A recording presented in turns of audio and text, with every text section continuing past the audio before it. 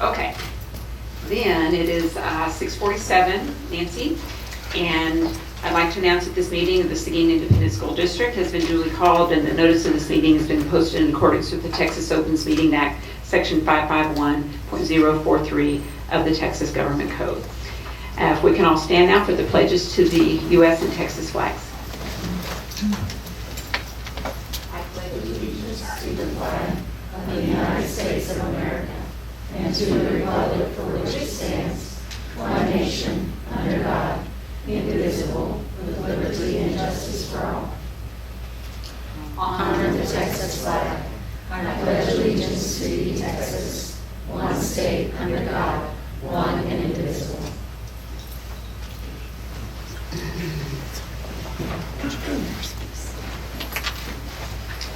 Well, I'll take a moment of silence now.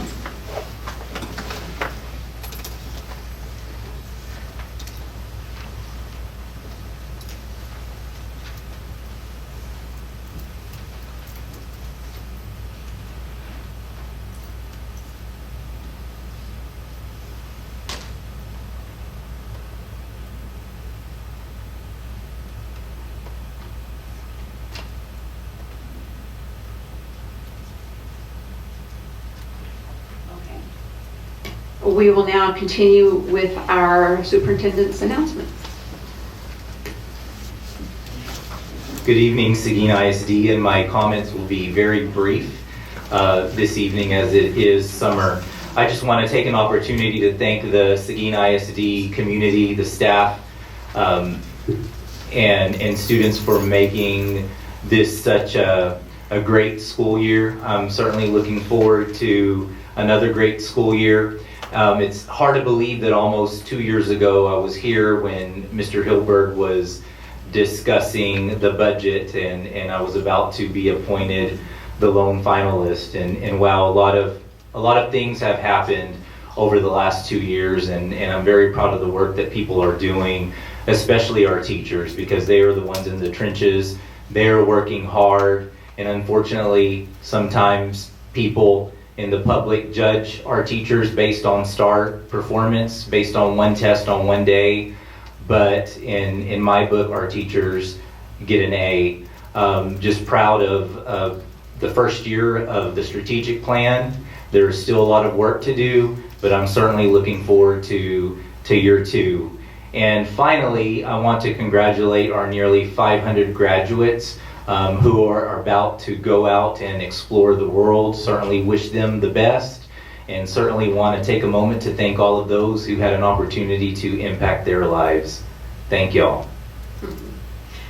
All right, and for board member reports, of course, we were all at graduation. I just want to say I was very happy to see everybody stand up and give Mr. Jack Lee the recognition that he deserves. So it was a very heartwarming moment.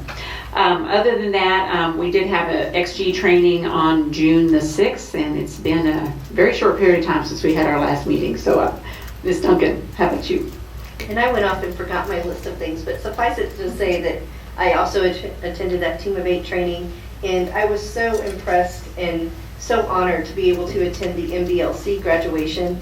And I would encourage other trustees to go to that because it was very heartwarming and it was hard to hold back the tears. And graduation was very special for me, being on this side of things. And I didn't get to walk on the field. It rained during my graduation, and I was in, Tom Crump gym, and so I finally got to walk in the procession. So that was exciting for me. Ms. Crittenden. I got to go to all the end of the year things at Weiner. It was so exciting to see all the kids excited about their awards, and to see the high school students come back and walk those Weiner halls again. 5th grade graduation, and then it was exciting for me to be at graduation 25 years after I graduated from Seguin High School, and so it was a great month there. But who's counting? Right. Okay. Mr. Amador. Well, I did whatever you and Linda did. I didn't do Weiner. So you got it done. Ms. Moreno. I attended Diego Adonis' signing there towards the last week of high school. He'll be attending Charlton University. was at the mariachi banquet, also did graduation. I had the pleasure of going through the run-through that the leadership team is going to present at model schools in Washington, and that was very informative. Also did the XG training, team of 8 training, and then attended the bond oversight committee. So it's been kind of a dull month, not too much. All right, Mr. Guerra. Pretty much the same events, 6-4, the model school conference presentation practice. Once again, that was a great presentation that they had that day. And the team of 8 training, graduation ceremony, and the bond oversight committee. I think it's up to a good start, and that's something that was definitely needed here in Seguin for ponds that we had in the past. That's all. Okay, thank you. All right, moving on to item 3, which are, item 2, I'm sorry, with this audience with the board. So the Seguin ISD Board of Trustees designates a time for audience participation at the beginning of each meeting to hear persons who desire to make comments in accordance with board policy BED local. So those wishing to speak shall sign up before the meeting begins, stating the concern or noting the agenda item they wish to address. Audience participation is limited to 5 minutes. An audience of more than 5 persons shall appoint a representative, and the board shall not deliberate on any subject that is not on the posted agenda. So we do have a member of the audience this evening that would like to address us. That's Ms. Vicky De La Rosa, and she would like to address Paula's items, let's see, report items 3A and 3D. So Ms. De La Rosa. I would like to speak when the agenda item comes up, and I think 3A is coming up, right? I'm sorry? I said I would like to speak to the agenda item when it comes up. Typically, we do this during this audience in this section of the board meeting, please. So if you could give us your comments now, we'd appreciate it. Certainly. It used to be we could, choose one or the other, so I didn't realize y'all had changed. So that would be good. Good evening. Good evening, Board of Trustees, Superintendent, and members of the media. So today I wanted to speak to the agenda item on attendance. And what I wanted to share with you is that I have gone through the agenda item. It was posted with all of the attachments. I was really pleased to be able to clearly go through the presentation. It was well constructed, and it took me, a layperson or any citizen that is wanting to know what is going on in that arena, a clear picture of what is going on. So this evening I say kudos. Kudos to the campus attendance clerks, kudos to the campus principals, and kudos to the central office under Kirsten Lagore. Kirsten, I loved it. I saw the warning attendance letters, I saw the positives, I saw a little bit of the punitive, and that was a lot of letters that needed to go out. As you all know, attendance is important. I mean, it's the number one. If a kid's not sitting at that desk, then the kid's not learning.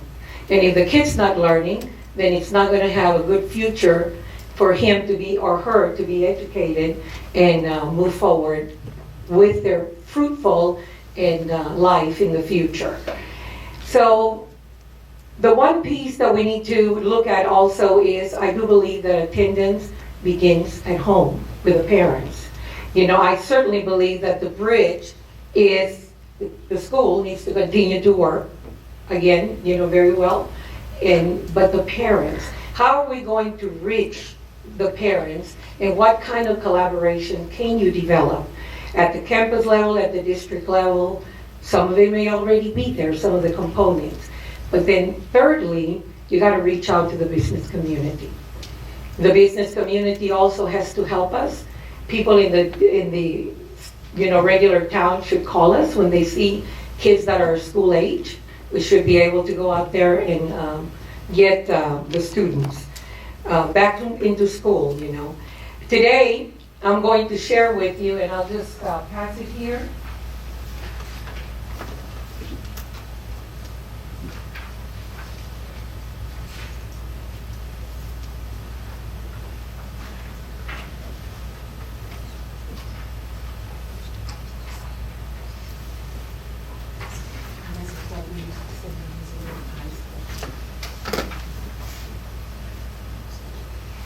counting, Dr. Gutierrez, I'm almost finished. If we look at the graph in the chart that we possibly have here, I want you all to realize, the attendance has been sort of a chronic problem through our district. Beginning in 2010, 2011, you can see that we kind of averaged the blue bar. The first one is the state. And then the second one, which is the orange, is Seguin ISD.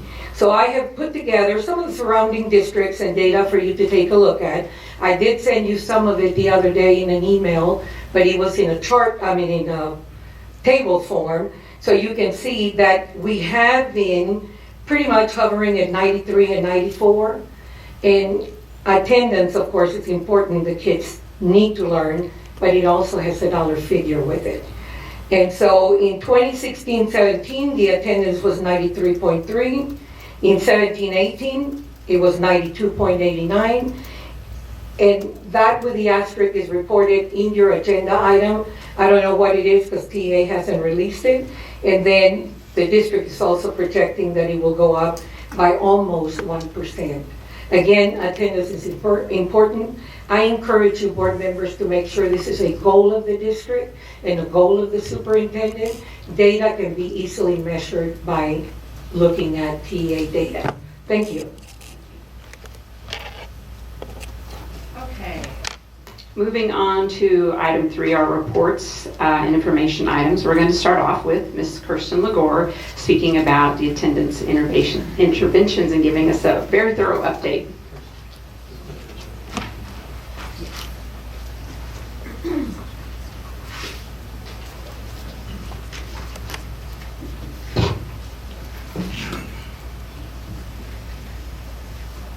President Jimenez, Dr. Gutierrez, members of the board. That was an excellent lead-in to the presentation that we're going to start right now. And members of my team are going to come up in a moment, but I'm just going to start with, this is the year in review of Seguin ISD's attendance initiative, which we call Missing Matadors Matter. We really like that because missing matadors really do matter. Anybody who is missing from school as a matador, they're missing school and we're missing them, and they're missing the education. And so that's why we say missing school means that they're missing out. And before we get into the numbers, which I'm very excited about because they look really good, we want to start with why attendance matters and about how all absences really matter. It's not just truancy, it's all attendance. So to kind of give you just a little brief background on this is chronic absences are really that word chronic meaning more than 10% for the state. So if students are out more than 10% of the time, they are therefore in violation of what the law says is chronic. And that's a lot of days. If you look at an entire school year, that's 17 days, besides all of the breaks that we naturally get. We get our holidays and weekends. But that's 17 school days that are being missed. We know that all absences, it includes excused absences. That means when students are sick or at funerals or anything that just happens to come up, plus unexcused absences, which leads to truancy laws. And then suspensions. So we talked to administrators about not having out-of-school suspensions or limiting those numbers because when someone gets suspended from school for a behavior issue, discipline issue, they're also missing that instruction. So we prefer ISS to OSS for students to actually be at school. And that is what leads to chronic attendance and chronic absences. So truancy matters. Truancy are the unexcused absences, and that is those absences, there's no documented reason. So the law comes into play, and the law has changed over the course of time. But the law requires that warning letters go out to communicate that to parents at 3 unexcused absences. And that's why when we get into the data, you're going to look at these numbers of warning letters and go, oh my gosh, that's a lot of warning letters. But back up a little, that's 3 unexcused absences within a 6-month period of time. The parents are getting a warning letter.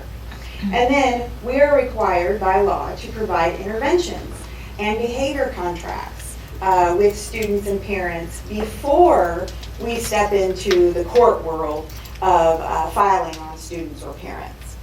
So when you see these two, truancy versus chronic, you can see the difference. You know, truancy is only unexcused. It's all about school rules, what you bring notes for and needing to bring notes, and then those legal interventions. Chronic absences is every absence, any reason a student may not be in school. And those are the positive campus and community strategies that we've put in place to be in compliance with the law and really work students to get them to come to school. Note that the law is very limited in truancy now related to homeless students, so students that are identified as homeless, foster, pregnant, whether they're the principal income earner, and special education students. So it's very rare to see any students with one of those identifications or more in court because the law does not want that to wind up in court. That is an issue that we should be working with that student on a solution, which is what we historically have done, just now it's in the law to do it that way. So why, and actually what Ms. De La Rosa spoke to, is why attendance matters. We know that improving attendance matters to the future of these students. And there's many more points that could be added to this slide. This kind of just sums up many of those points, which is, first of all, starting in pre-K, it's important that students are in school from the time that they're itty-bitty because that's the exposure to curriculum and language and all of those important things, getting those students ready to be readers and all those fundamental educational components. So that's important early on that students are in school. It's also necessary that students are in class to learn. So time being on task. When you're at school, you will be exposed to that instruction. We know that attendance is essential for students to be successful because statistically, if kids aren't reading, if there's deficiency by 3rd grade, the statistics for being a dropout, not graduating, not being successful, and actually jail records increase if students are not reading by 3rd grade. So when we know those statistics, it is incumbent on us to work students towards being able to read, but one component is attendance. That's kind of the first battle, is getting students to be in that seat. Being college and career ready.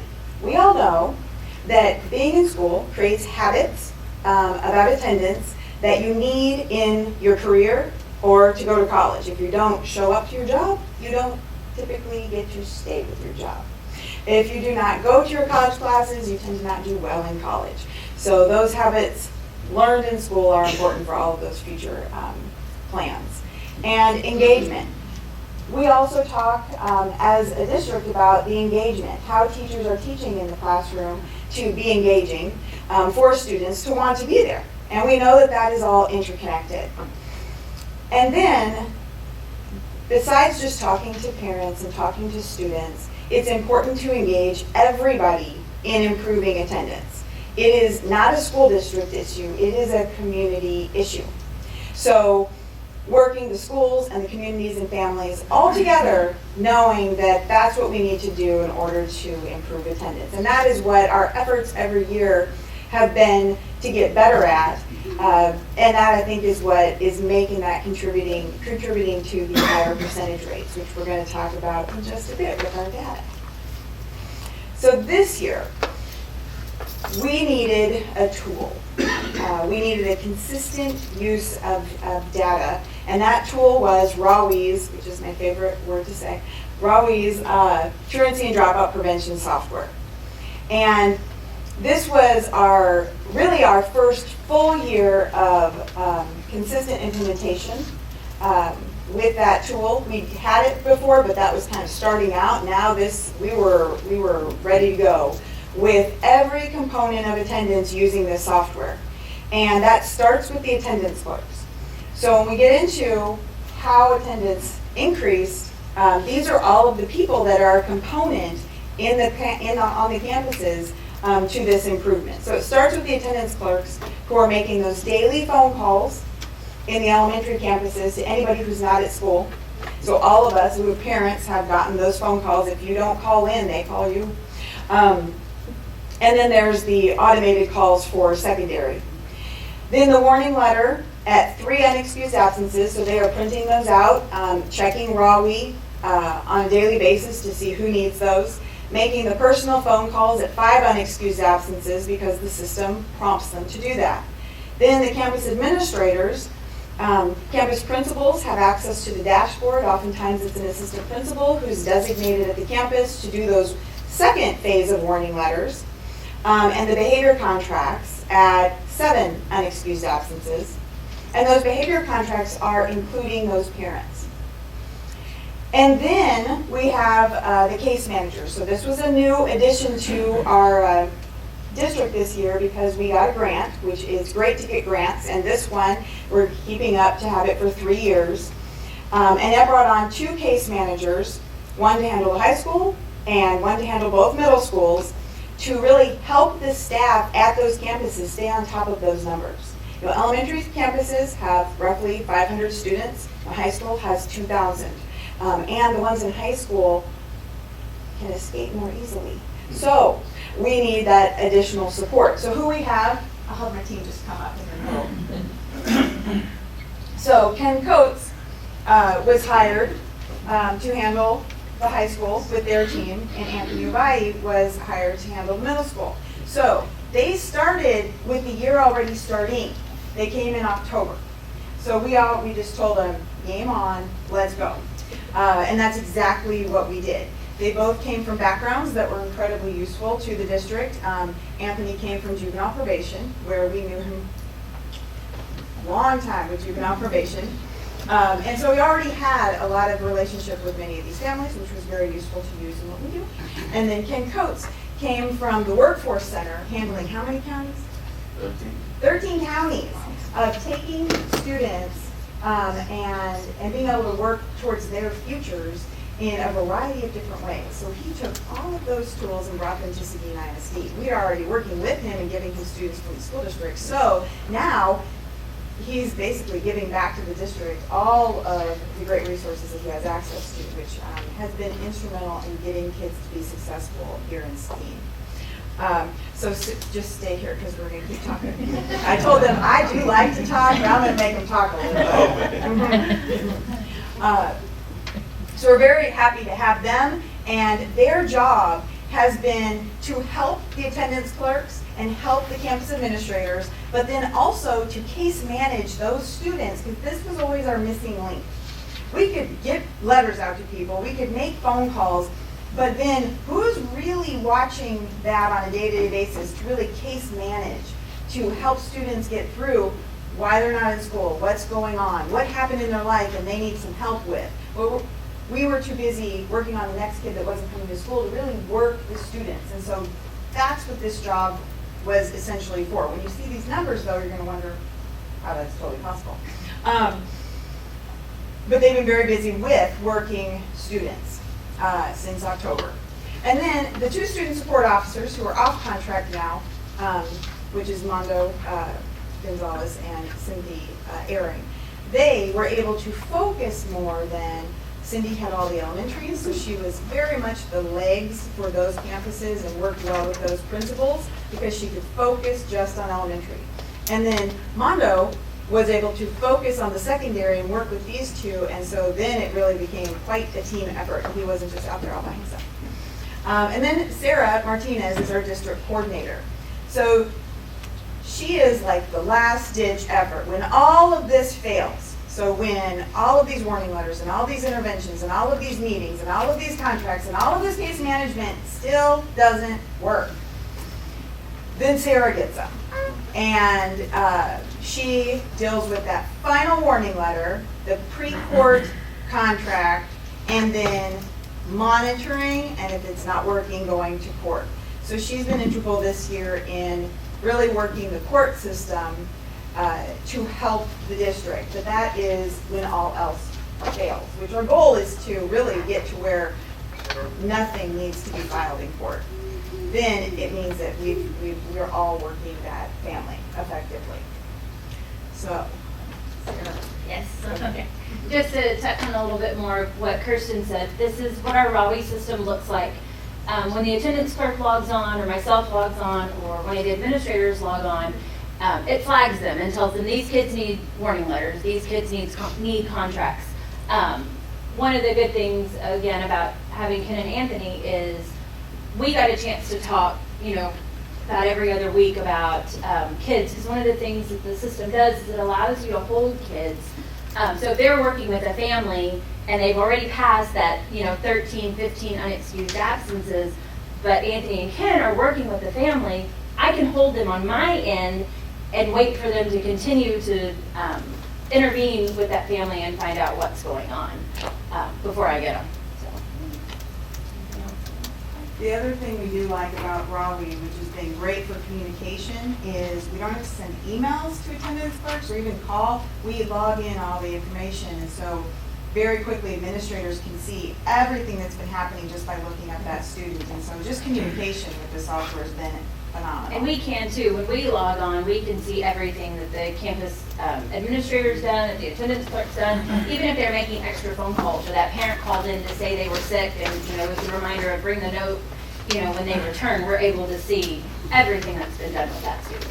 Or if they were playing it now, live video full time. Yes. That's logged in as well. So towards the end of the school year, right after spring break, our campuses got together and made campus attendance improvement plans to kind of focus on attendance at the end of the year. Because towards the end of the year, our attendance always drops. So myself and our two student support officers, along with these two, we were all on these campus attendance committees to meet with them and find out what can we do to motivate kids to come to school. So we looked at short-term goals of, weekly things, pizza party for the highest, class with the attendance. Burgess did Taco Tuesdays if they had perfect attendance from Monday through Friday. They got to use their cell phones at lunch. Just little things like that really helped. Some of the principals or assistant principals would tell the students that day, hey, if you come to school tomorrow, you get to wear your favorite cap, or you get to wear your favorite, whatever. So that was good. And we did get to attend some of those dance parties and some of the campus stuff. Long-term goals, bicycles at the end of the year, 9 weeks, awards, assemblies, trophies, field trips. Those kids will do anything for field trips. So that was a collaborative effort between us and the campuses. And I think it also, I have to brag on a couple of campuses, specifically Botlawn, just the culture that they've created there. And if you can be there one morning during assembly, just how that campus has really transformed, how they start the day and really uplift kids. Kids are excited, they're jumping out of their cars, they're greeted with a friendly smile, and they celebrate kids being there. And it has certainly made a difference with the campuses creating that culture. And with the attendance plans that they worked with for administrators, the campus principals came and presented those plans to the superintendent's leadership team as well. So it certainly was a district-wide effort, and certainly appreciate y'all supporting the campuses. And we saw all of that, really pay off, because we really saw the trajectory change, and that is what we were aiming for. Here are the numbers as far as elementary kids. You can see the warning letters that were sent out for every elementary school, phone calls, warning letter 2, and behavior contracts. Out of the kids who received warning letters, it's consistent about 35 to 40% of the ones who received warning letters also received a phone call.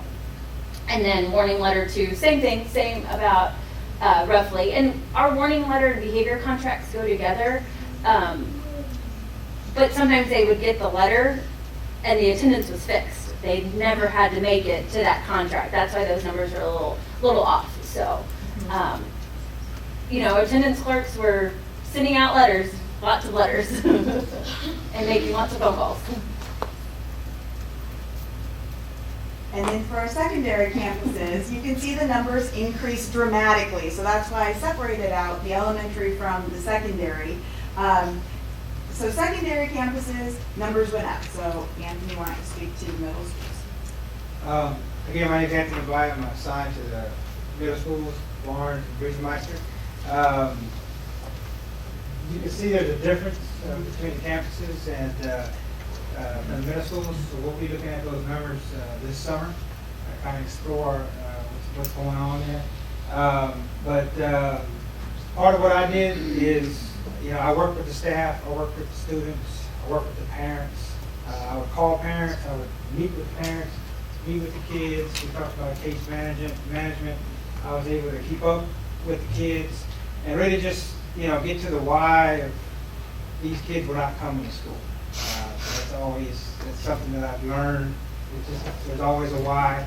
And so that's basically what my job was, to resolve that why. So from there, I could refer the kids to a counselor, communities in school. Sometimes I help facilitate 504, fortunately CPS sometimes.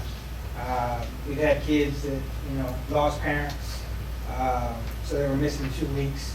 So it helps that I'm on campus and teachers get real time immediately tell me something's going on, so I could get to Sarah and stop that court filing. So what I like to do is over the summer, we're going to go over these numbers, and we're already talking about implementing some new programs. We talked about perhaps a parenting class.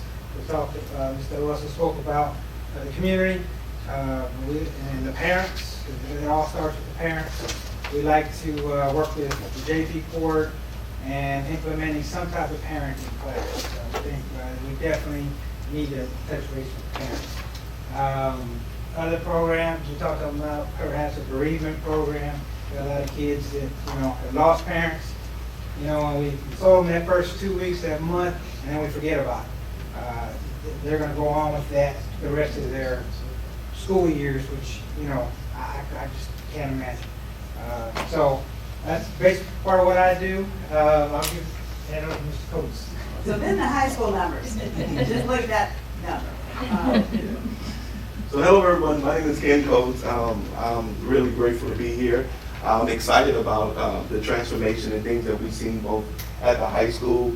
I got to say that the administration, from Ms. Benning to Dr. Escobar, worked real closely and just really welcomed me in.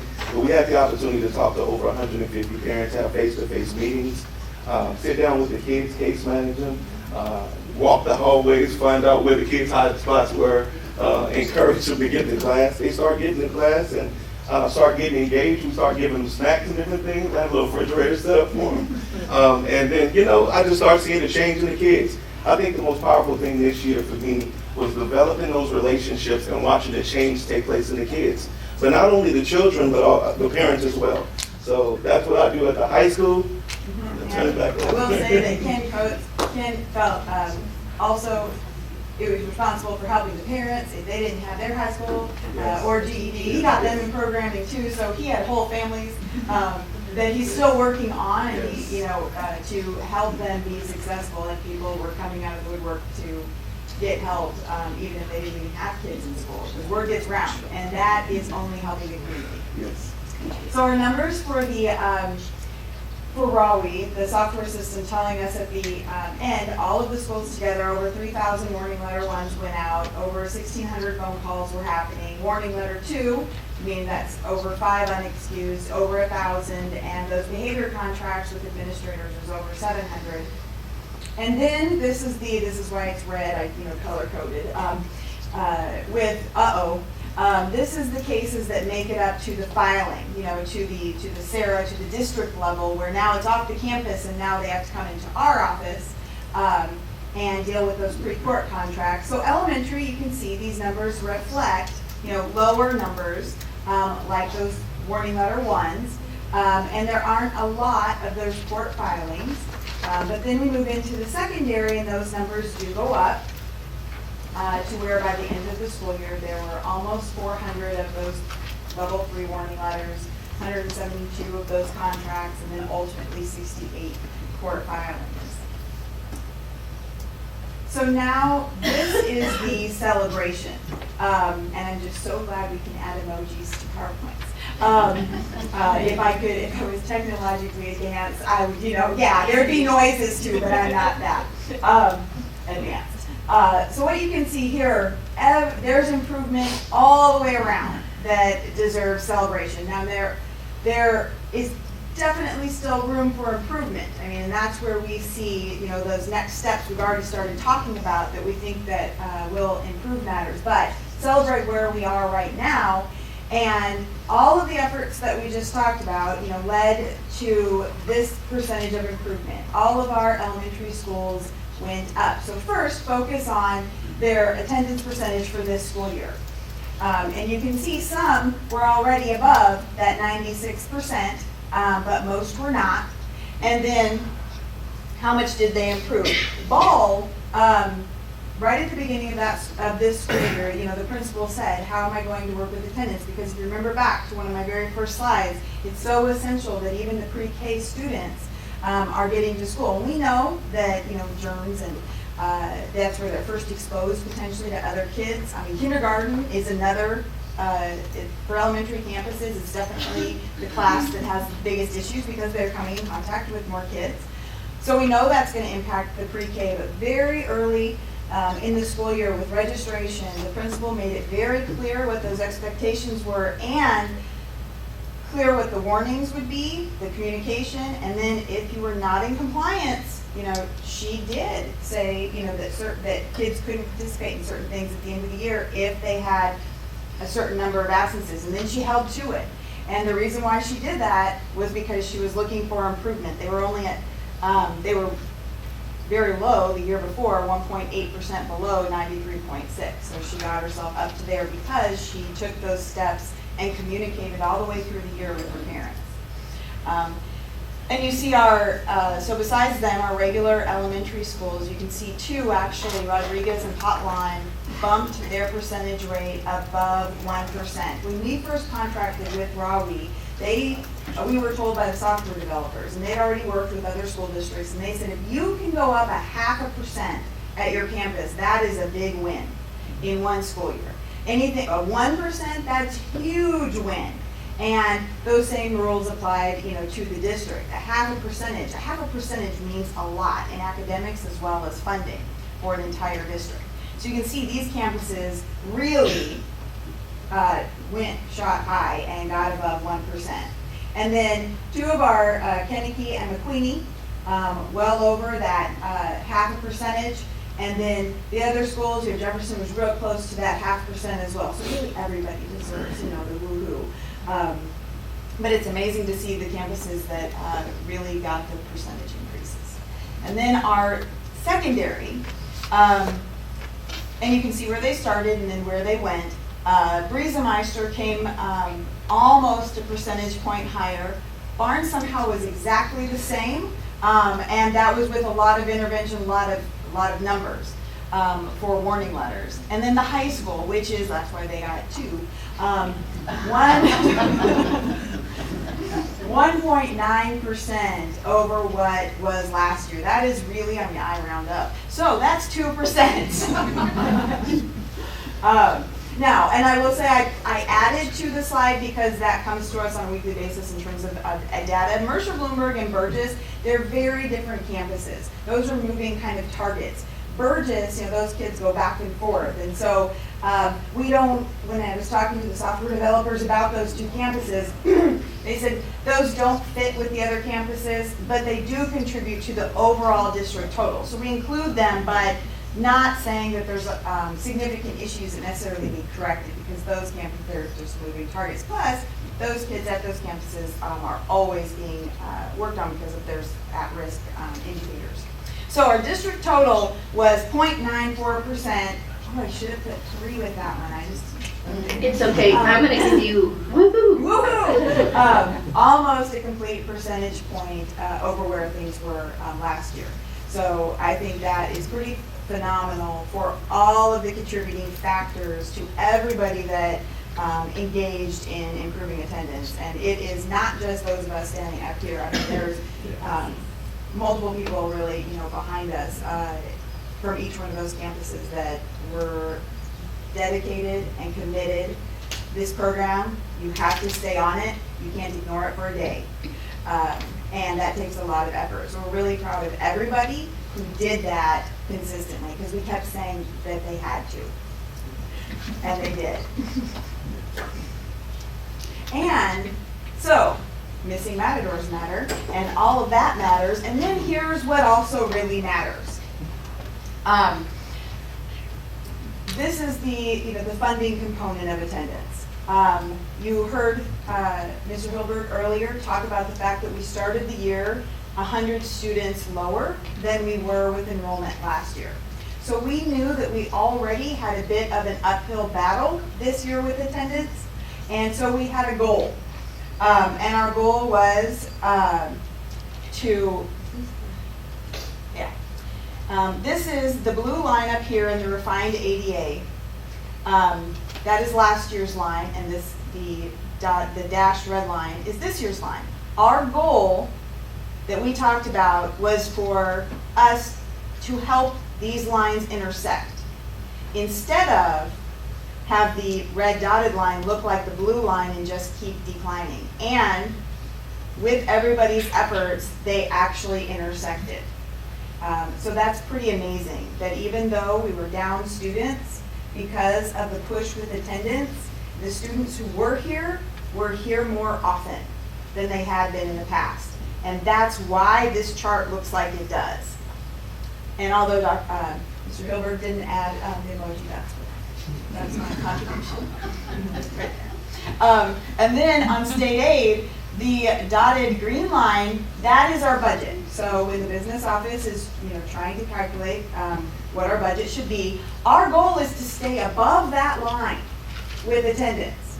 And you can see we started here. So we couldn't get very far. So we were watching that every time he sent out this chart. We'd look to see where we were. And our goal was to not intersect with that line and to stay above it, which we successfully did. If our trajectory had looked like last year, we would have more likely intersected with that line, which we didn't want to do. So we made Mr. Hilbert and the business department very happy. Yes. Everyone else. And I think this really helps support, why we do what we do. And the grant fund that we got this year was just that added kind of cherry on top, which really made this work and kept those numbers where they were. So all of that is great, and now we get to do it again.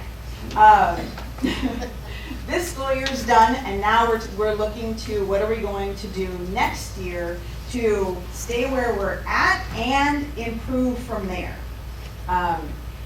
And so these are some of the things that have come up as we've been brainstorming. The campus personnel have been working real closely with the team that's here to talk about what kind of ideas that they have. And so we've kind of even alluded to some of those, but why don't y'all talk about some of these ideas? Some of the things we're doing now, I know Mr. Coates is doing these now, we're doing summer visits.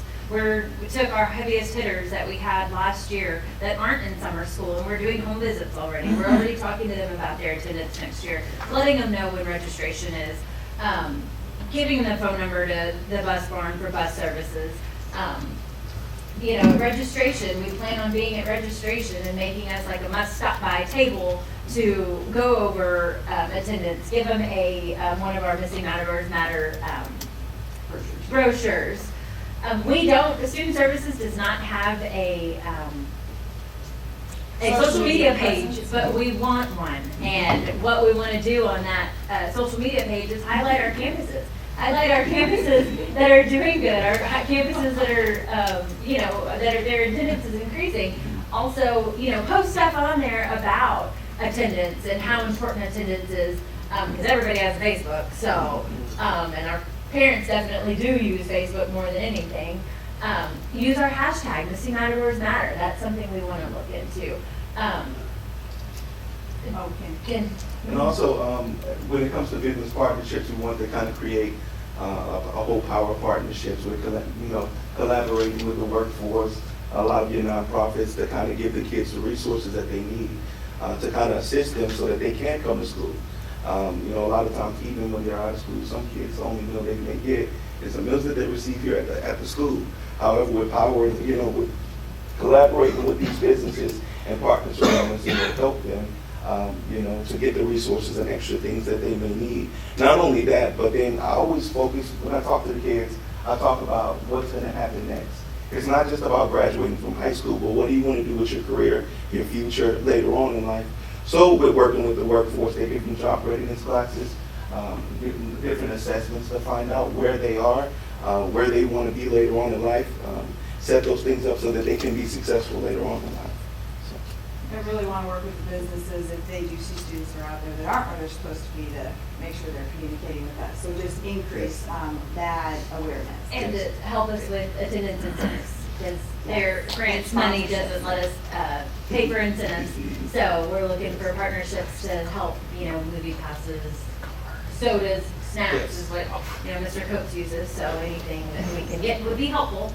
And the campuses really did that as part of their attendance plan, so that's great. And the businesses I know are supportive of this initiative, so that's great. And I will say from JP1 with Judge Hunter, he has come fully around. With the truancy laws, that was a little tough because he really didn't understand, what could a court do. Well, this year, because of all of the data coming from RAWI and the software system and showing all those interventions, he is so on board with really working with the school district, and he's got even more ideas for next year and how to improve that from his perspective as a judge. So that is amazing, the partnership with him, and I think that's going to grow for next year. Yeah, I mean, he's on board with helping out as much as he can, even allowing us to use his courtroom for parenting classes. Even him coming in at the beginning of the parenting class and say, hey, this is why you're here. And go over, from a judge of what can happen to you if your kid continues not to go to school. He's on board and helping out next year, wants to meet before school starts, so we can see what we can develop. Is that the only JP that you work with, just precinct 1? He is, yes. I would say that while you got 93%, Kingsbury 95.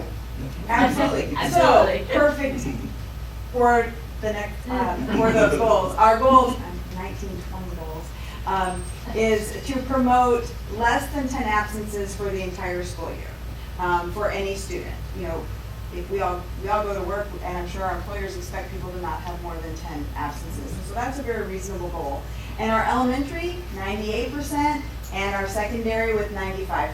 That is the goal that we are going to work with, trying to achieve for next year with that district increase of 1 to 2%. Let's try to get above that 1% so we don't have to round up.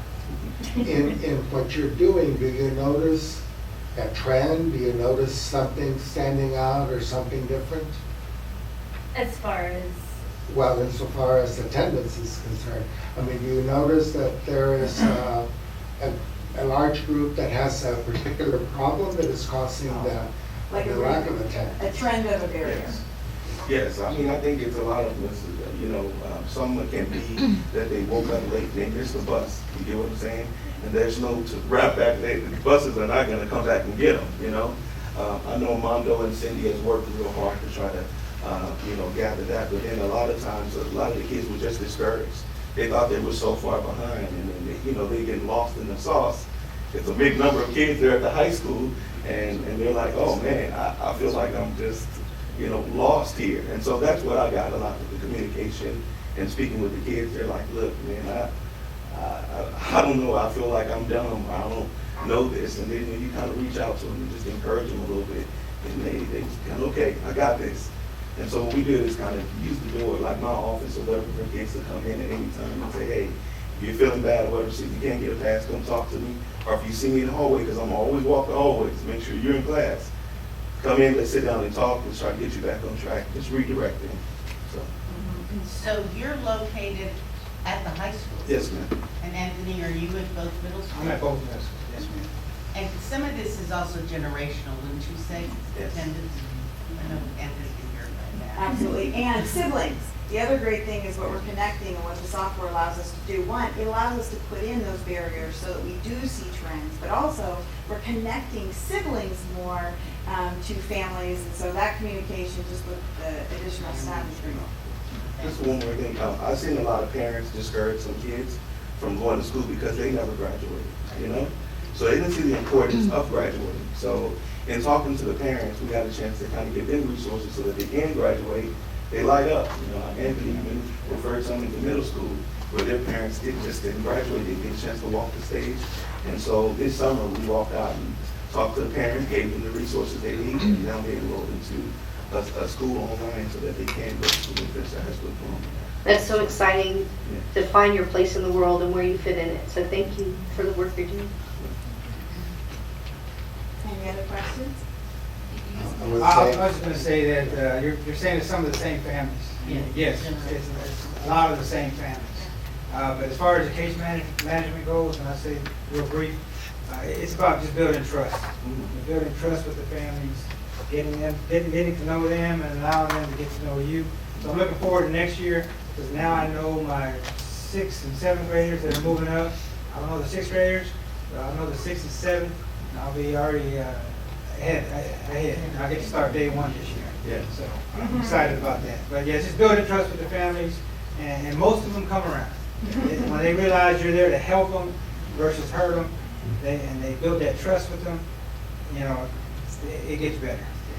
Well, it really sounds like this program, Raw Week, and and all the partnerships and grants and you three coming on board. And I'm guessing y'all came in about 6 weeks after school had already started. So we really, I think, had great results considering that. And here you are, even in the summer, getting ready for next year. I think that the goals that you've set are very attainable.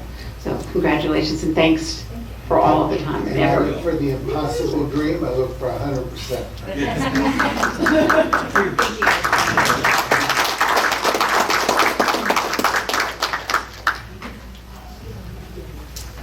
All right, moving on to item 3B, we have a report on the 2018-2019 Rigor Relevance Framework and an update on that from, it looks like Mr. Schmidt, Ms. Pape, and Mr. Garza. And it looks like Mr. Schmidt's approaching us first. Yes, ma'am. Board President Thomas Jimenez, members of the board, Dr. Gutierrez. About a year ago today, I stood up here talking a little bit about ICLE, which is the International Center for Leadership and Education, and talking about how we wanted to implement rigor and relevance. Just a little story, one of the things that Dr. Gutierrez brought was we were going to start using Twitter a lot, and since then that has kind of become an institution here.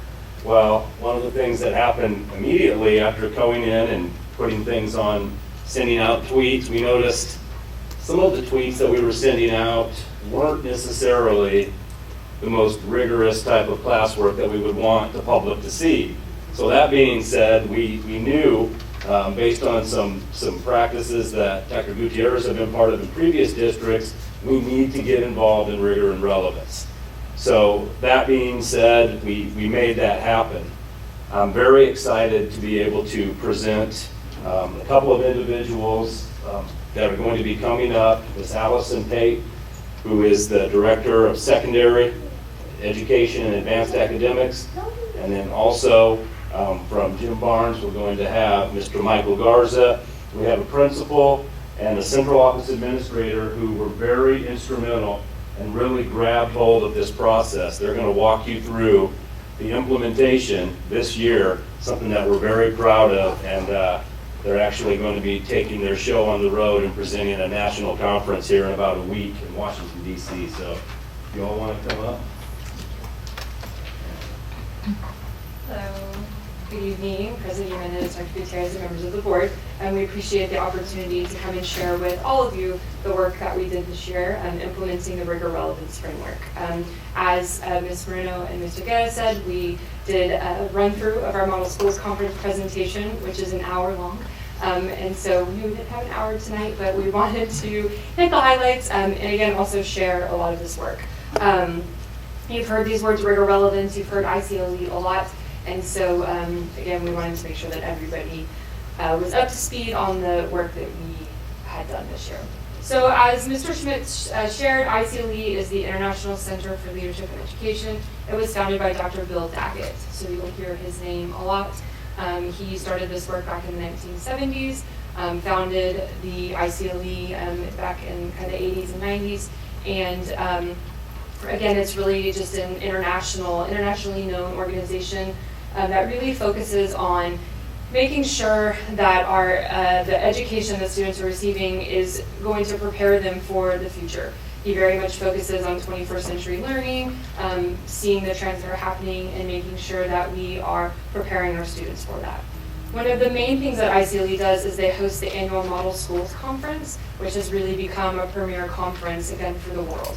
So you have school districts and leaders from all over the United States coming and sharing the innovative practices. It's a very prestigious conference. They have a very long process of vetting. You have to know your stuff to be able to present at that conference. We were very excited, again, with Dr. Gutierrez coming in. He was very adamant that a team from Seguin go to Model Schools Conference last summer. So we took about 19 people and had a very healthy showing at Model Schools Conference, and it was really exciting. And so use that as an opportunity to come and bring the work back to Seguin. Just so you can see the image of the framework, you'll see there on the left the 4 squares. They refer to them as quadrants. And that's really the visual of what the framework is about. It's focused on rigor and relevance. The other piece that's woven in there is relationships. And while it's not on the framework, what they talk about and their common phrase is that relationships make rigor possible. Just as we heard with the attendance interventions, it's about trust, it's about relationships. So we know that to get engaging classrooms, you have to have that level of trust with, between the students and the teacher. So you'll see there, the knowledge taxonomy, going from knowledge to evolution, is really focusing on the level of rigor in the classroom, what kind of thinking are students having to do. And on the bottom there is the application model. How are you using this? When are you using this information? Are you using it in one time in a situation that's familiar to you, all the way across to going to a real world unpredictable situation, right? Our goal, what we talk about, is quad D learning, and that's that adaptation. Students having information where they can get this information, think about it at a high level in an unpredictable situation. We don't live in quad D though. We know that all these other quadrants are very important. You have to have acquisition. You have to have basic knowledge of information to be able to answer something on the fly at the adaptation level. So when we work in classrooms, we really talk about how are we engaging in students in all of these levels of learning, and what does that look like? So again, as Mr. Schmidt said, we were tasked by Dr. Gutierrez coming in, noticing the evidence of low rigor levels in the classroom. And I think if you go back and look at the framework, the acquisition all the way to the adaptation, and as Mrs. Pape stated, you want to go to quad D. But we understand you're not going to live there. And one of the things that I noticed coming in was that going into classrooms, we saw a lot of the quad A instruction happening, and that, a lot of the drill and kill practice, star factories, thinking of other ways to describe it. And when I communicated to y'all recently, we're trying to move away from that practice so that we can get long-term results for our students. And we want to put in place systems such as this that are going to have long-lasting impact on our staff and on our students. So right away, coming in, we noticed that there was a need to really build capacity among our teachers. And this is the tool that we used last year for only our secondary schools. And we are certainly looking forward to expanding to our elementaries. And so it's not one more thing on a teacher's plate.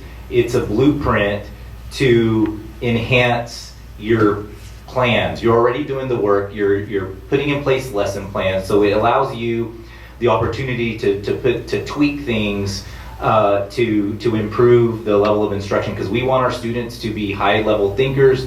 We want them to be problem solvers, and if we are giving them worksheets, if we're just drilling and killing to prepare them for STAR, we're not going to get that. And it widens the gap, as the middle school and high school folks can attest to, and then they are struggling to really try to meet the needs of these kids who are far below grade level. And so with the goal, we are working to build teaching capacity, to build capacity among leaders, because this is a tool to help principals be coaches for teachers. And I'm proud of the work that we did in year one with our secondaries with Allison Pape's leadership. And it's my hope that as we progress into the next school year, that the trustees have an opportunity to see this in action. So to dig into a little bit deeper into what Dr. Gutierrez said, as he stated, what we were seeing in classroom walkthroughs and tweets even was worksheet-driven, kind of drill and kill, very low levels of rigor, very much at that quad A acquisition level, basic knowledge, one scenario. Again, not And short-term results, Short-term because results. if you want to do test practice with kids, star prep for fourth grade reading, you're going to get kids to perform. Obviously, we haven't been performing very well even with that practice, but we're getting what we call short-term results. And so it is our goal to really improve the teaching and learning that is happening so that we better prepare our students. Absolutely, and again, Dr. Daggett with ICLE, that's really what his philosophy is based on. And so, exactly, we know that the level of student learning that we want for our students is beyond the worksheet level, is beyond the acquisition level. So seeing that very much teacher-directed lessons, there were some very concerning trends. On top of that, a statistic that we talk a lot about is that we have a large number of new teachers. This is an infographic that we'll be sharing at Model Schools Conference that kind of sums up a little bit about Seguin ISD in a nice visual graphic. One of the things that I'll point out, though, is that 41% of our teachers have 0 to 5 years experience. So that 986 is total staff, about 500 of those are teachers, and so of those about 500 teachers, 41% have 0 to 5 years experience. That's a big challenge to face.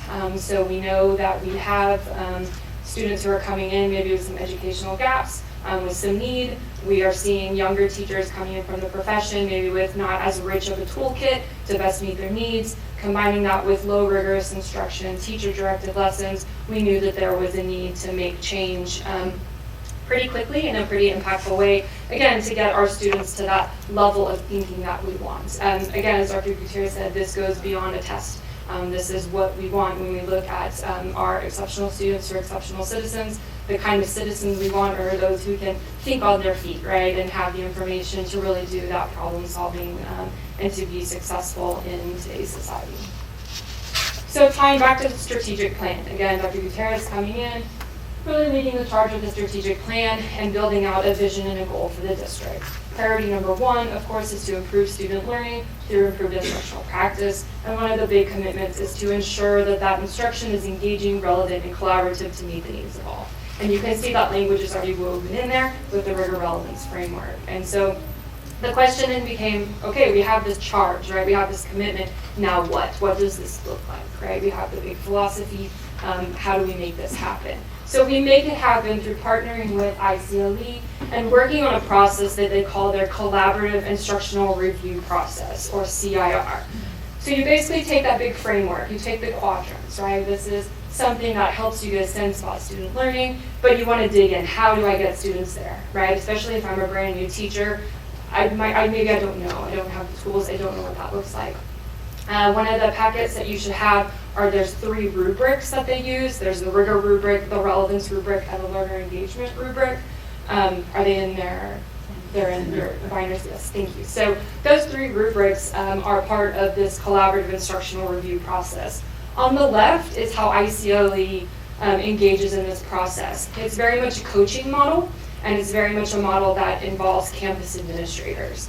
So the idea is that we work with a consultant, they come in, we observe teachers, the campus administrator coaches the teachers then using the rubrics and identifying areas that they saw, maybe that needed some growth or some opportunities, to maybe increase the rigor or increase the relevance, but having the administrator engage in coaching conversations with the teacher so that the teacher gets into reflective practices and thinks about, oh, maybe I could make a little tweak, as Dr. Gutierrez said, something just a little bit to bump that rigor up. So the left is how ICLE approaches the CIR process. A pre-visit is talking to the teacher before you go into the classroom, visiting the classroom, debriefing as a team for what we call calibration, right? So if 5 of us went in the room, did 5 of us see the same thing? And then applying it, right? Talking to the teacher, coaching with them, and then working with the teacher on what is this going to look like now? What are some next steps? How is that instruction going to change so that it's not so worksheet driven, or it's not so much at the drill and kill and low level?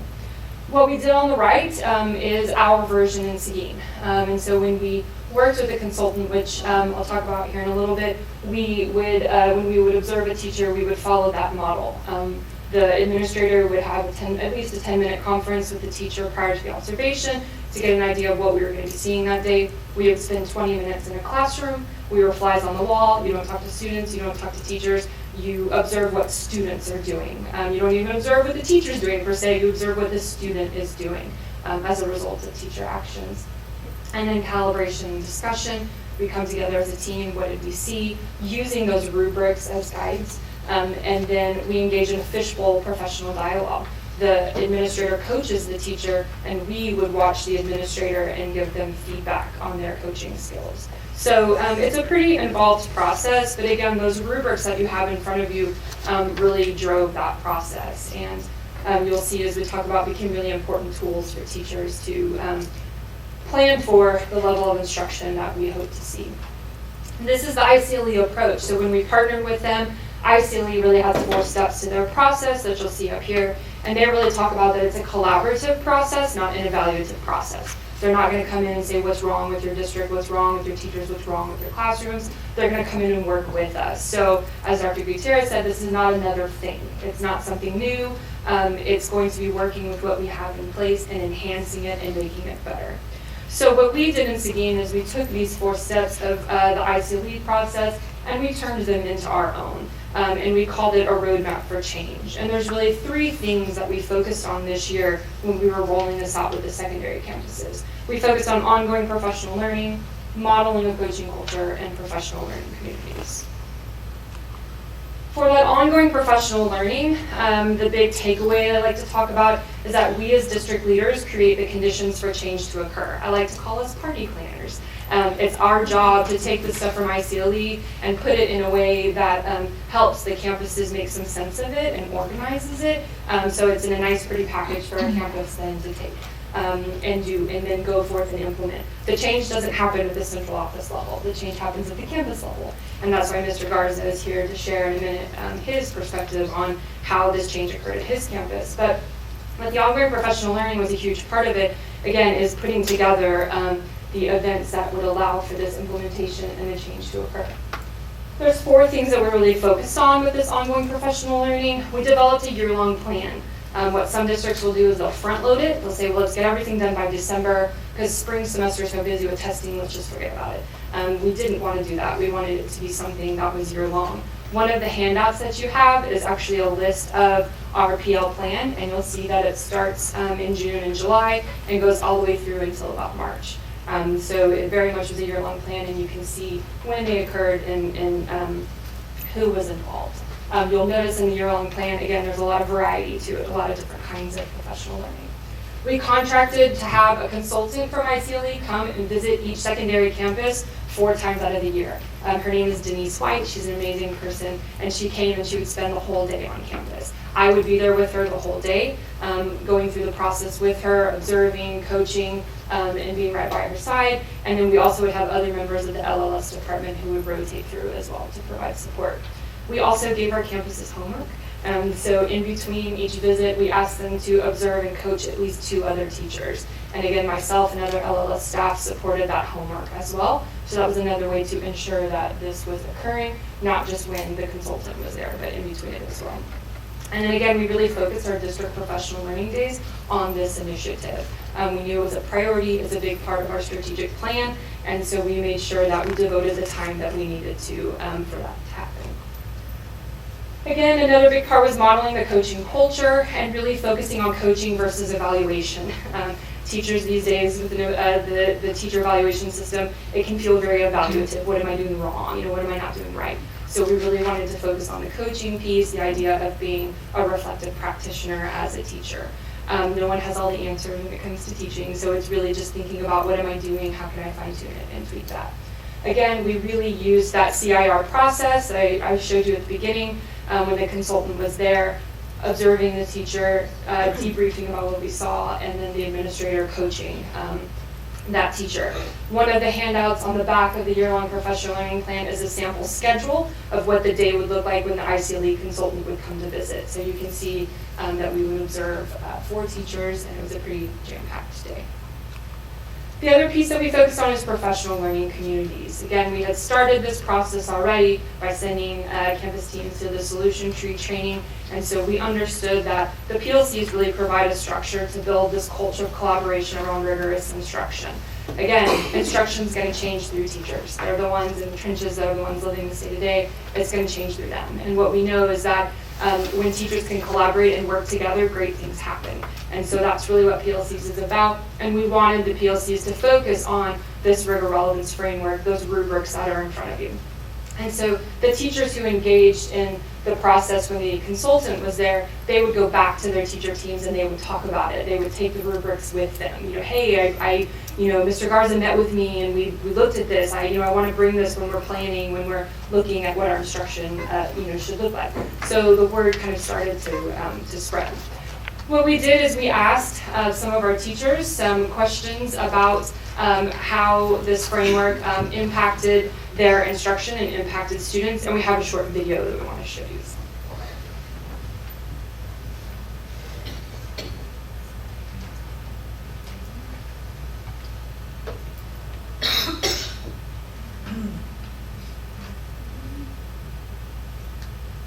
Sorry, I should have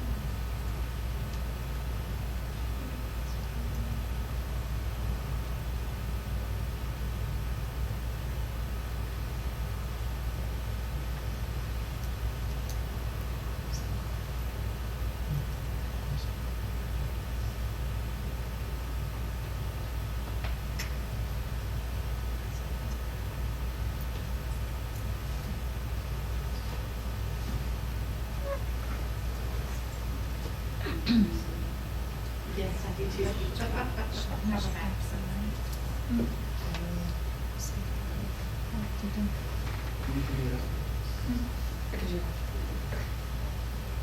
Sorry, it's thinking too much, so we'll see if we can get it going here in just a second.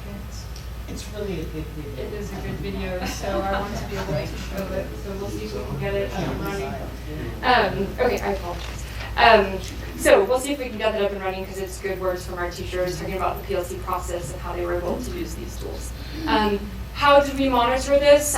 We monitored it through the ongoing support that we provided on the campuses when we were there, when the consultant was there during homework visits. We also started to engage in district learning walks. Starting in January through Dr. Gutierrez's Learning for Leaders meetings. We had teams that were made up of elementary, secondary, and LLS administrators who went and walked the halls of the 3 secondary campuses. And you can see there the dates when we went to the 3 campuses and the number of classrooms who we visited.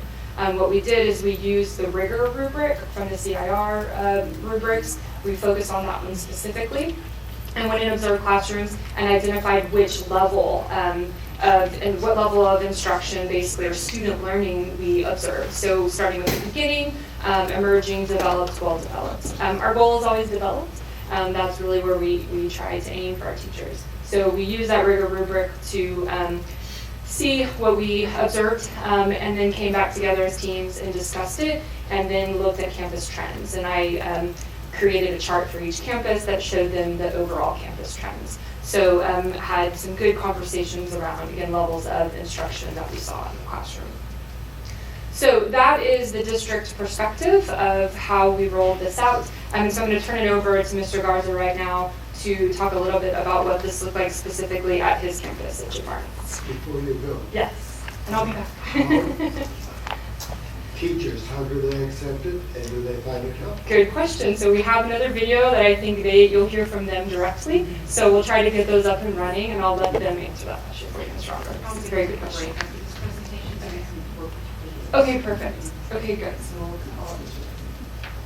Good evening, everybody. To carry on with the presentation, the first thing I wanted model schools to see was just an outlook of what Jim Barnes is like. That's why we created this slide. We have 44 teachers who are 6th, 7th, 8th grade teacher. 19 of our teachers, though Ms. Baker, we're talking about, we're 2 teachers. We actually had 9 teachers go through the whole process, which we ended up having 45 different CRR cycles or fishbowl presentations with our teachers. So people will understand that this can be done. Last year, we went to model schools. Dr. Geddes left myself and my academic dean, Ms. Miranda, actually attend, which they have a middle of the year conference called the Leadership Academy, and it was in Atlanta. When we went there, we learned one thing for sure is that we're on the right track with what we were learning and what we were doing, so we got some good information on that point. I put on here the district teachers of the year that we have at our campus for a reason, because though they were there, they were the ones that learned a lot. They're the ones that said, I'm getting something out of this whole process. So it's a good tool for everybody, not just our beginning teachers, but our teachers that we figured that are going to be at the top. They are learning from this process as well, which is very rewarding. At Jim Barnes, and when we're talking about our professional learning, for me, I am the why of our campus. Why are we going to do this? We were sent to model schools, we're coming back, this is why we're doing it. Miss Miranda, I will give her the credit too, as well as helping me. She is my house, she puts it in place. We sit and we discuss it, so we know there's a need for, like Dr. Geddes is saying, like the leadership team saying, there's a need for rigor to happen on our campus and to increase our teachers' capability and capacities. That's how we get our why. The how is how we put it all together. How's it gonna flow? There's a chart in there that we put, that's also, I believe that's in your packet, the outline of the calendar on how we reached the teachers that we did. The CRR replaces our walkthroughs. So at the beginning of the year, we use this process because as we go through, and part of what Ms. Pate did talk about, it allows us to talk to our teachers and coach them. It doesn't tell us to evaluate them right then and there. We're able to coach them. So if we use this process like we did at the beginning of the year, we're coaching them for half a year. And then the second half of the year, we're using T-Test at our evaluation system to evaluate them. Now we can evaluate them because we gave them a half a year of coaching to make them better than what they are. So that's how we did that. Learn to be a coach. For myself and for all the administrators, you have to learn that. To me, that is the most important part of this whole process, is that an administrator, you have to learn to give good feedback and how to communicate with your teachers and know your teachers on how to do that. And that's what this process allows us to do. The rubric rollout, as Ms. Pate said, there are 3 of them. We started with the rigor one, just like we were told to with Ms. White. We went through, we talked to the teachers. If you look at those rubrics, one of the most important part, I think, on those rubrics, when you talk about all 3, is the instructional design. It helps the teachers understand, if you design a lesson this way, this is what we should reach. And as we go through the presentation, you'll see how it all plays together. But that instructional design really played a key part in when we're trying to understand these.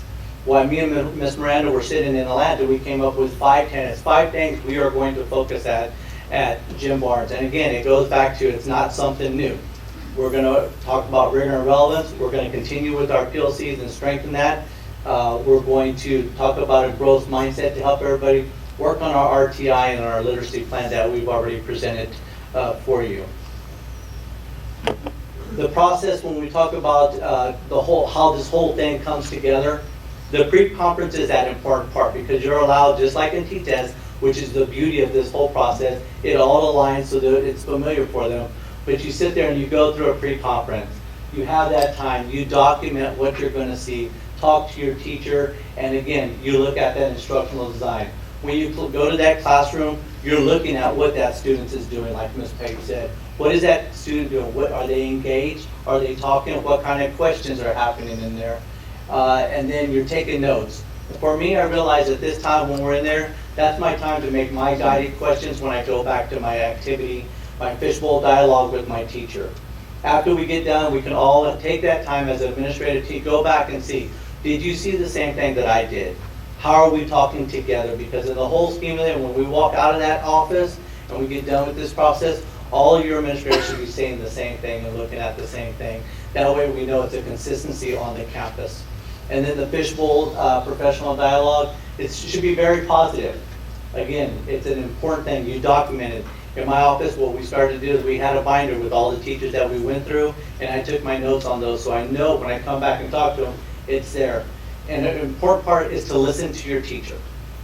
When I put on there to listen, it's what are they saying, because we should be able to pick up as instructional leaders, pick up on what they need help with. And then when we come and walk away from that, that's where me and Ms. Miranda can figure out what are we doing in our PLC that's going to help us, which is next year when we do our 8-period day and our teachers have that opportunity. Can I ask a quick question? When y'all do your classroom observations, are you in there the entire period? No, ma'am. So it's just It's about 20 minutes, yes, ma'am. We go in there. Middle or the first half? It varies, yes, ma'am. So what we're doing next year, and we have a calendar shows it, what we may do is on Monday, we're going to go in there, we're going to have the pre-conference. Then we're going to schedule it for the next day, and we look at the period. Next year, because we do have PLCs during the day now, what we'll do is we're going to take that time and say, during your PLC time, we'll come back and talk to you. And then we come back and give them that immediate feedback. And like I was going to say in the presentation, like we all know as an administrator, how many, by the time you get done with doing so many walkthroughs, how many of them actually look at them? They don't. They don't look at them. You write them up because it's a requirement we've got to do. This doesn't allow you to do that. This allows you to sit down and talk to that teacher and provide them that feedback that's really needed for them and for you as a leadership to grow. Yes, ma'am. In the pre-conference, is your leadership team in with the teacher that's going to be observing? When we first started, we did. We all worked together. After I went through it, after Ms. Miranda went through it, then they would do them on their own. The team, because they would be their evaluators. So basically the way we did it at Barnes this year is whoever had 6th graders would evaluate those. I took all the new teachers, somebody took all the 7th graders, some people took all the 8th graders as the administrative team. So after we went through and we modeled the way what it's going to look like, the way Ms. White showed us what to do, then at that point, ma'am, then that's when they did a couple of them home, but everything else is back together. Another question is that whole entire process takes 80 minutes. But you're saying you're having the pre-conference the day before. Yes, ma'am. Then the observation. Yes, ma'am. When is the collaboration and discussion? That happens right after that classroom visit. Yes, ma'am. That's why we're going to do it during PLC. Yes, ma'am. Okay, and then the fishbowl? That happens right after that. After the collaboration? Yes, ma'am. The bottom 3 all happen together. And if you look on the schedules that Ms. Pape and Ms. White created throughout there, you'll see where that time was needed at that point. And this coming year, because of the PLCs where we have it, we'll work our collaborations and our dialogues where it reflects that time frame.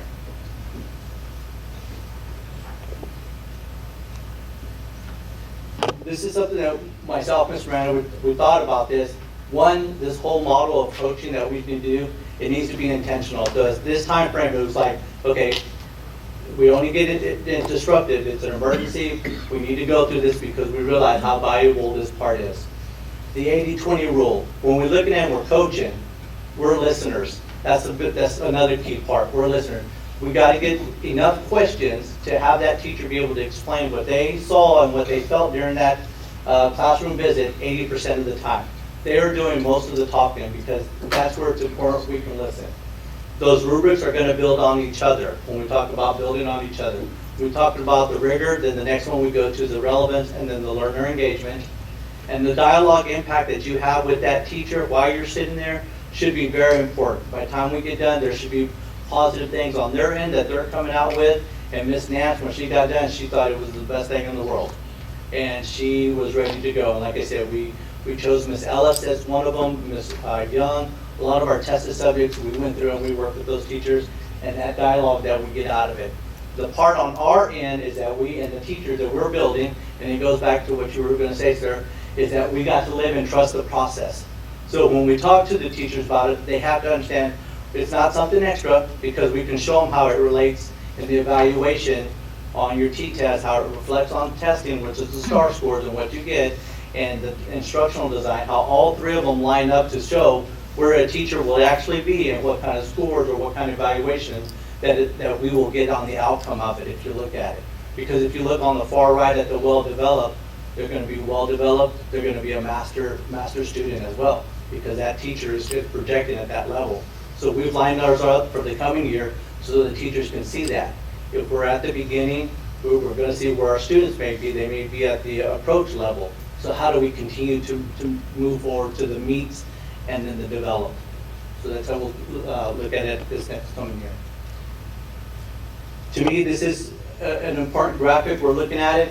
We have our PLCs, our 4 PLCs that we went through that we talk about. There are guided questions. We got to have a time and space. Our master schedule next year is designed to be that. Our PLC calendar, our teachers, because they'll have that time next year, and we develop this year, there will be a certain objective that we're going to have throughout the year. So it'll be no surprise this week, what are we working on with our teachers? Everything will flow together. As we go through and we're planning, and Ms. Miranda's working with the teachers, and we're going through the rubrics, preparing lesson plans, preparing teacher growth, our growth on our end, to help our students. What we want to do with this graphic is that I go, what we plan is what we implement in our classroom.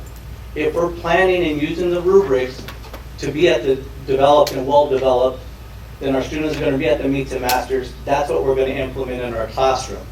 Then we can come back and say, because we've designed this, did it reflect when we come back and do our fishbowl dialogue?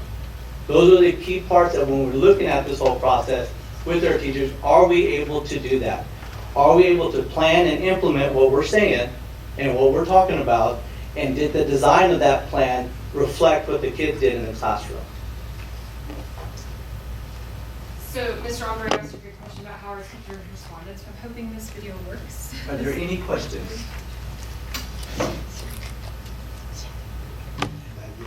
Thank you.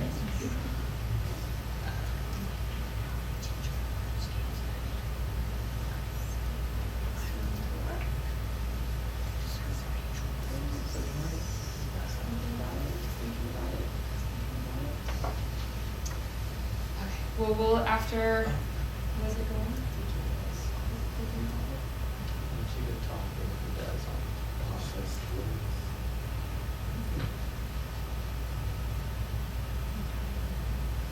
Think about it. Try to get those. Oh, there. Wait, that's the first one. And the volume's not connected. Okay, so we'll figure that out after the break. So we'll be able to show both of those too. But yes, we go back to the. If we go back to the PDF section. This one.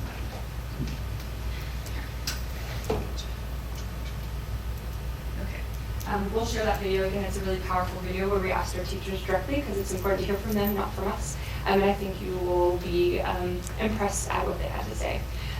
So in terms of next steps and where we go from here, we're super excited to say that we will be presenting at this year's Model Schools Conference. Very, very proud of the work that was done as a district and across the 3 campuses. ICLE was really impressed and really encouraged us to apply. When we met this summer, Ms. White asked us what our goals were, aspirational dreams, and we stood in a group and I threw out this crazy idea that Seguin ISD would be presenting at Model Schools Conference, and there was kind of chuckles around the room, and then it happened. So, I didn't think that we, were quite ready, but ICLE really just kept reiterating that the work that we were doing here is the level of work that you don't see often in districts. And so they really encouraged us to apply, and we were very proud to say that we were accepted. So we will be presenting as a how-to session. So our goal is to share with other districts how to do what we did. We have a fancy graphic that we'll be using that represents Model Schools Conference and our journey, our roadmap to change. We have these really cool stickers that the graphic design students made for us with this logo that we'll be passing out. We also have door prizes with lots of cool Seguin things to represent Seguin well, so we're really excited about it. The title of our presentation is up there, and that's how to drive change using the collaborative instructional review process. So we will be presenting the same information at 2 different sessions during Model Schools Conference. So very excited about that. In terms of ongoing efforts, as Dr. Gutierrez said, year 1 was about the secondary campuses. Year 2 will be to continue work at the secondary campuses and expand to our elementary campuses. So the same process that we went through of observing teachers, working with consultants, that will happen at the elementary campuses. It will look a little bit different because there's 7 campuses compared to 3, but the process itself will still be the same. And it will be a process that will be done with principals, assistant principals, and the campus instructional specialists. So we're really excited about that work. At the secondary level, our department leads are going to be trained on coaching using those rubrics that you have in your hand through the PLCs. Again, really excited about this work as a nice extension to continue to support our teachers. And then, of course, the ongoing professional learning, working very closely with Ms. Murillo, our Director of Professional Learning, to make sure that we have a year-long plan. And so for us, our journey continues. Our goal is to have our students go from exceptional students to exceptional citizens, and we feel really strongly that working with ICLE, implementing the rigor relevance process framework, using the CIR process will get us, and more importantly, get our students to where they need to be. Any questions? I just want to thank you and the team and everybody for all the hard work. I know it was a learning curve for lots of people, but I think we're heading in the right direction. And I'm interested to see how it'll work out at the elementary campuses. I agree. We were really excited when they, Dr. Gutierrez came one day, we need to do learning walks, and we need this to happen, we need elementary, and we were like, okay. And so when we started kind of putting the details together and recognized that the elementary principals and assistant principals would be involved, we got really excited that they were getting an early exposure to it. And so our elementary administrators were kind of nervous at first because you can tell the rubrics can look kind of overwhelming, but once they got in there and got used to them and did 3 learning walks with them, they're really excited about it. So to have already kind of a leg up this year is really good, and I think is really going to help them with the elementary campuses. So. And I'm sure that in a couple of years, 2 to 3, we'll see the fruits of our labor. And hopefully that we'll keep this plan going. We started looking, and I was sharing with somebody, when we were applying to Model Schools Conference, they ask a lot about data, right? And wanting to see, data. And we kind of struggled with that because we knew that in year 1, we weren't necessarily going to have the student achievement data because it takes time. We're building the foundation of the culture to get where we need to get. And so, we struggled with that a little bit, but we recognized that we had data. We had data in the form of teacher testimonials, which hopefully will get to work. We had data from responses from campus administrators. We had other kinds of data. So as we started to get our data back, and I started to kind of comb through it a little bit and see the teachers who went through this process. There's one teacher in particular I was just sharing with Mr. Garza who stands out, a math teacher who engaged in the process 3 times with the ICLE consultant. So Ms. Miranda coached her over 3 visits with Miss White. And at first she was very resistant. And by the end we laughed because we were like old friends. She came in, she had her rubrics ready, she was very comfortable. So I was curious when we got, she's 6th grade math, I was curious when we got scores back wanting to see the impact. Last year her approaches was at 57%, this year was at 73%. And so I think it's one teacher, but it's a really important teacher.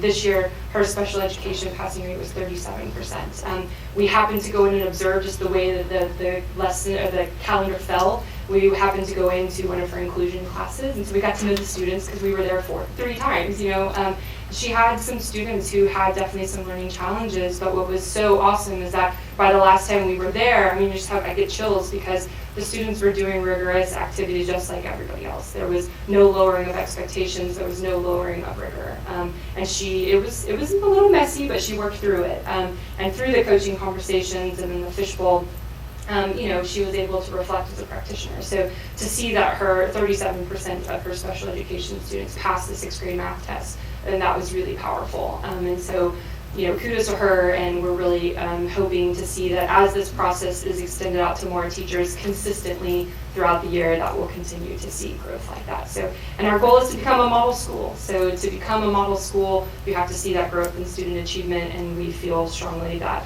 our campuses will be able to get there. Are any of the teachers attending the conference? Some are. Miss Miranda, the academic dean from Barnes, will be able to attend.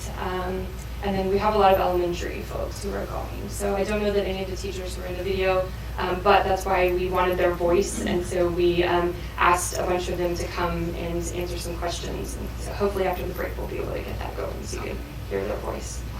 Where do you think we will be, or the effects of all of this in, let's say, 3-4 years? Absolutely. I mean, if we continue this, as Mr. Garza said, when you're looking at that rubric and the developed and well-developed ends of the rubric, if that's what we're seeing consistently in classes, we'll see, high levels of student achievement. Again, I think exceptional students are exceptional citizens. We'll see students who are doing the things that are on that rubric, are able to think at high levels, to make relevant connections, and to be really engaged in the classroom. So we'll get there. We'll talk again in 3 years. Yes, sir. We absolutely will. Well, at this point in time, we're going to take a break. Yes, that was nice. And we will join back together in here at 8:30, everybody. All right?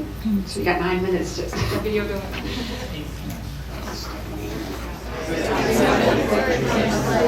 Okay, it is 8:31. Give everybody an extra minute. We're going to reconvene, and Ms. Papes has got the videos ready for us to view. Okay, so the first video that we're going to watch, again, is in reference to professional learning communities. So we asked teachers to give a little bit of feedback around the CIR process and how they use the rubrics in planning. So this will connect back to the professional learning communities. So I'll get the lights.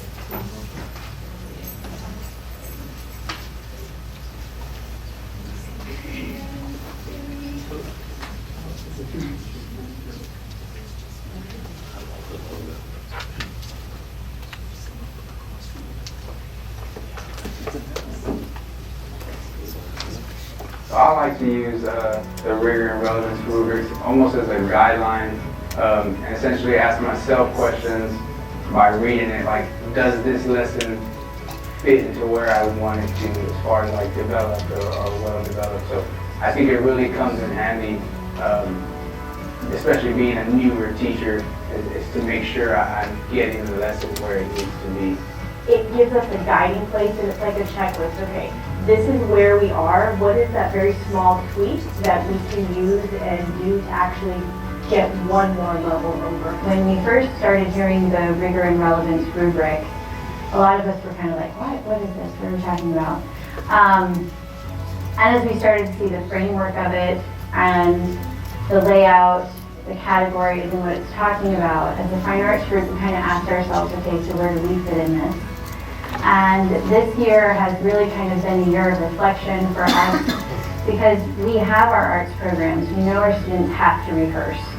So when we are framing our rehearsals, when we're framing our lessons, where are we incorporating these rigor, relevant categories or things that we're helping to make sure that we are getting the most out of our students and they are learning the most possible.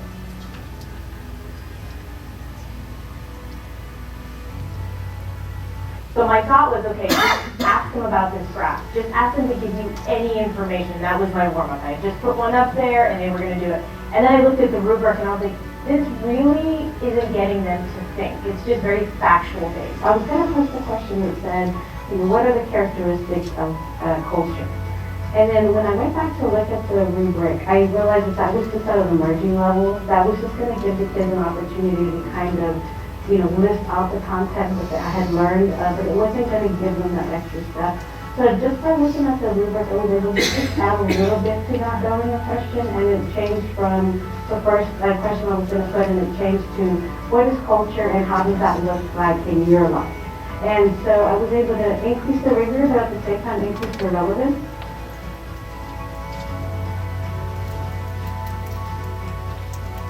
I've noticed that my students have been more mindful of what they're learning because a lot of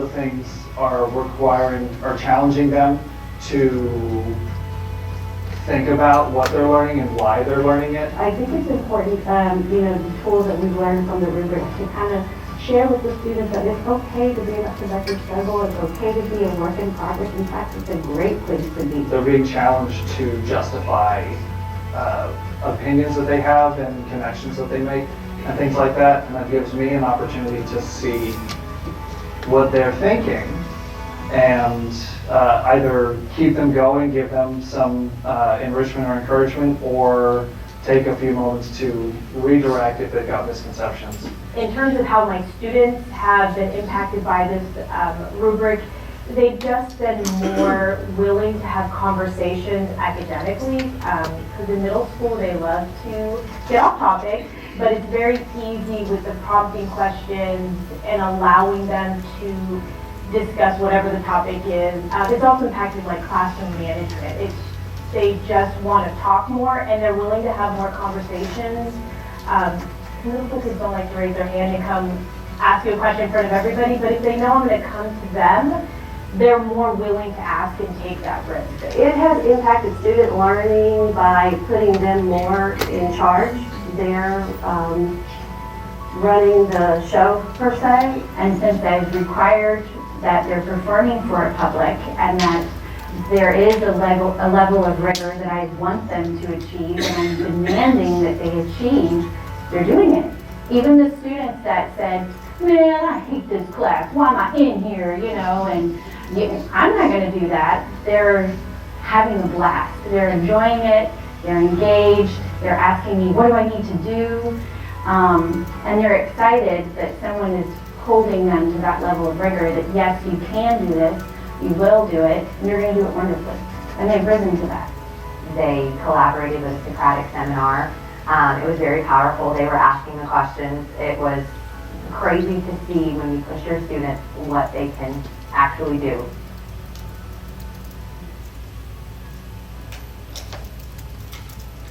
So huge thanks to Mr. McCrary and our graphic design students for putting that together. And then we have one more short video that will address your question, I think, Ms. Rondor, about how teachers, you heard a little bit about it, but how teachers responded to the process and some of the changes that came.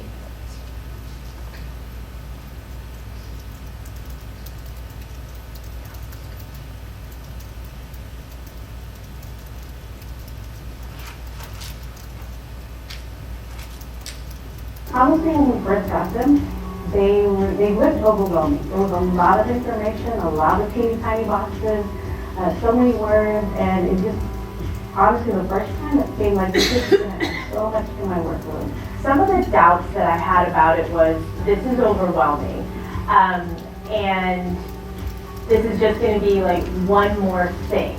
When this was rolled out, I thought, I've been here for 11 years, so is this the new flavor of the week, kind of thing, like what is this going to end up being? You just start reading it one thing at a time, you're like, oh, I already do this.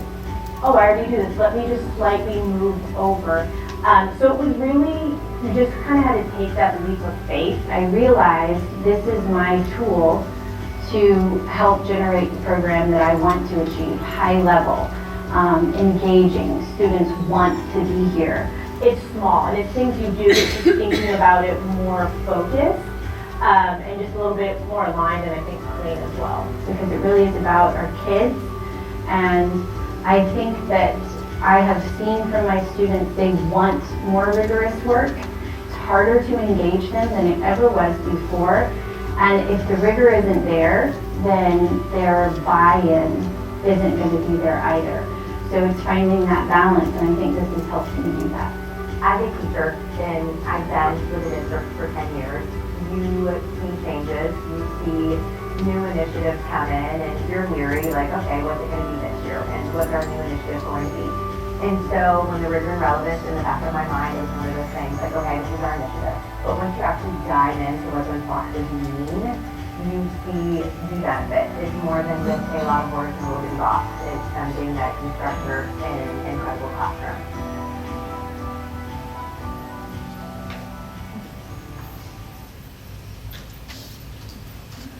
Exciting.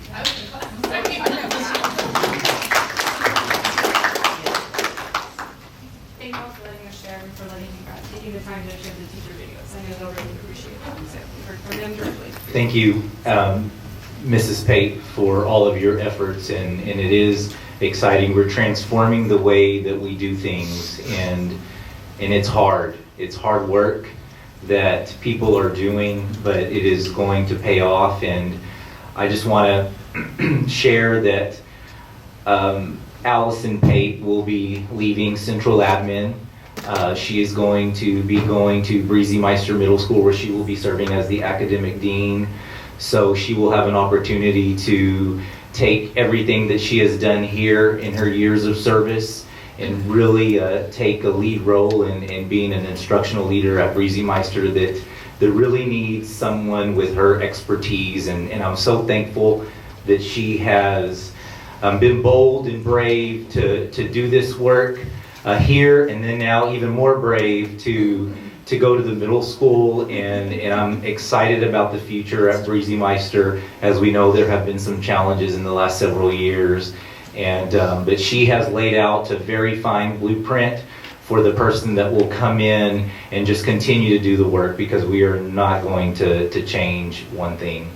So I appreciate that. It's been a lot of fun, and it is very exciting. I'm really excited to take on the challenge with Dr. Grijalva and the whole team over there. Just looking forward to bringing in a lot of very positive changes. Come visit. Yes, Ms. Ronger, please come visit. We would love to have you here. So great. Thank you very much. Okay. Thank you. Thank you. Thank you very much.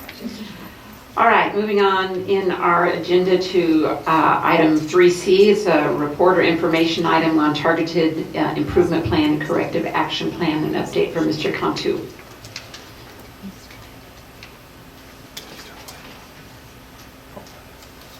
Good evening, President Thomas Jimenez, members of the board, and Dr. Gutierrez. So this evening, I bring to you all an update. We've had several conversations throughout the school year about PBMAS, and so today I want to share some of our work with you.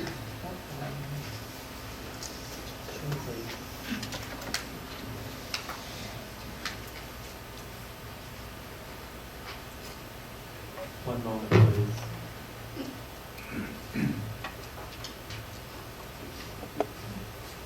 So as we pull the presentation up, I just want to remind you all, so PBMAS, it's a yearly, one of the many monitoring systems that TEA has to ensure that every single student, regardless of their background, is getting a top-notch education. And so as a district, while we struggle through these things, it's good intent, it's just not easy work. And so what you're going to see up here, once we pull it off, is how this got started. So I'm going to jump straight into the timeline because the timeline, I think, is going to help us make sense of why we are in the place we are and what we're doing differently from previous administrations. I also want you to remember that this data is what we call a lagging indicator, so it's always a year behind, right? And so as we go through this, think about those two things, or keep those two things in mind.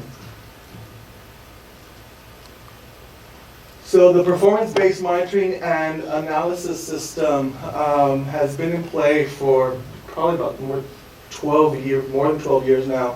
And it's monitoring 5 distinct areas. So it monitors our special programs around bilingual ESL, career technology education, ESSA, which is our Title I and our migrant students, and then our special education services. And so again, every year, the state, through about 50 different indicators, looks at every single program. And really, at the end of the day, most of the measures come from STAR performance. And what they're saying is, do you have gaps between the general ed students and the students who are in these special programs? And that's what they're looking for. So what you see on the right-hand side of the screen is how we're staged. Ideally, we want to be at stage 0. Stage 0 says that we have no gaps, or very few gaps. And then stage 1, 2, 3, and 4, the higher the stage, the bigger the gap. So again, CTE is where you see our biggest gaps. There's many, many reasons behind that. They also look at, are you a student who's enrolled in a CTE course, but also ESL, and also maybe part of special ed services. And so they're looking again for very targeted students to ensure that everyone gets a well-rounded education. And so what I'm going to share with you is what we've done to help hopefully decrease those gaps. But again, we don't have staging information yet. Bilingual ESL stage 3, and then our ESSA program, which impacts our elementary programs because they're the ones that receive our title funding, stage 1, and special education stage 1. So this is what I was alluding to. So this timeline, this started back, so it's a yearly progress, or a yearly process, I should say. It started back in 2017, the work did. That is when TEA first released the rating for the district, those stages that I just mentioned.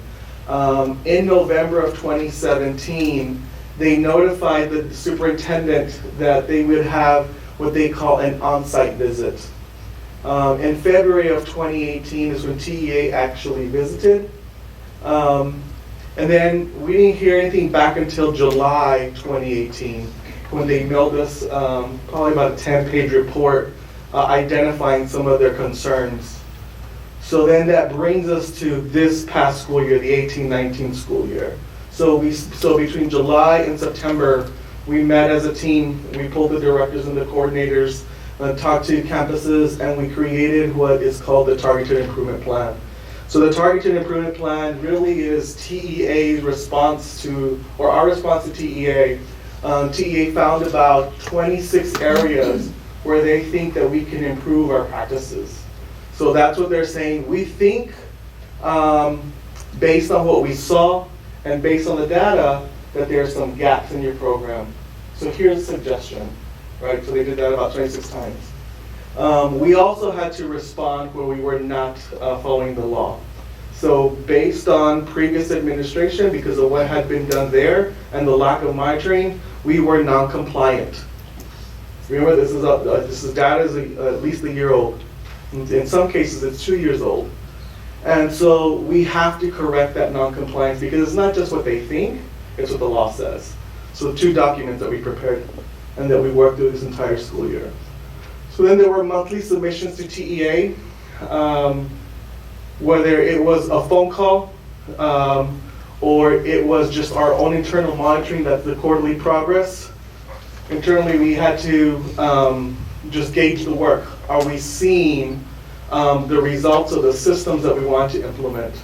Because I'm a firm believer, and I think you all have experience in whatever background that you have, that there has to be a system before we see results.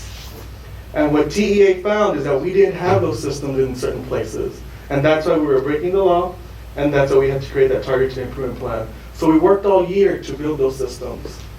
And then finally, we had our final submission that was due before the last day in May. And then TEA asked follow-up questions. And they asked for a couple of documents, and we submitted that. So I'll share that at the end of this, I take a side just because it really is a lot of work that doesn't happen just at central office. It's coordinating across the campuses to ensure that what we're saying we want to do actually happens. And at the end in July, just a couple weeks ago, not July, just a couple weeks ago in early June, TEA accepted our corrective action plan. They said you are now in compliance, you're no longer breaking the law, and we're still just waiting on feedback from our Targeted Improvement Plan.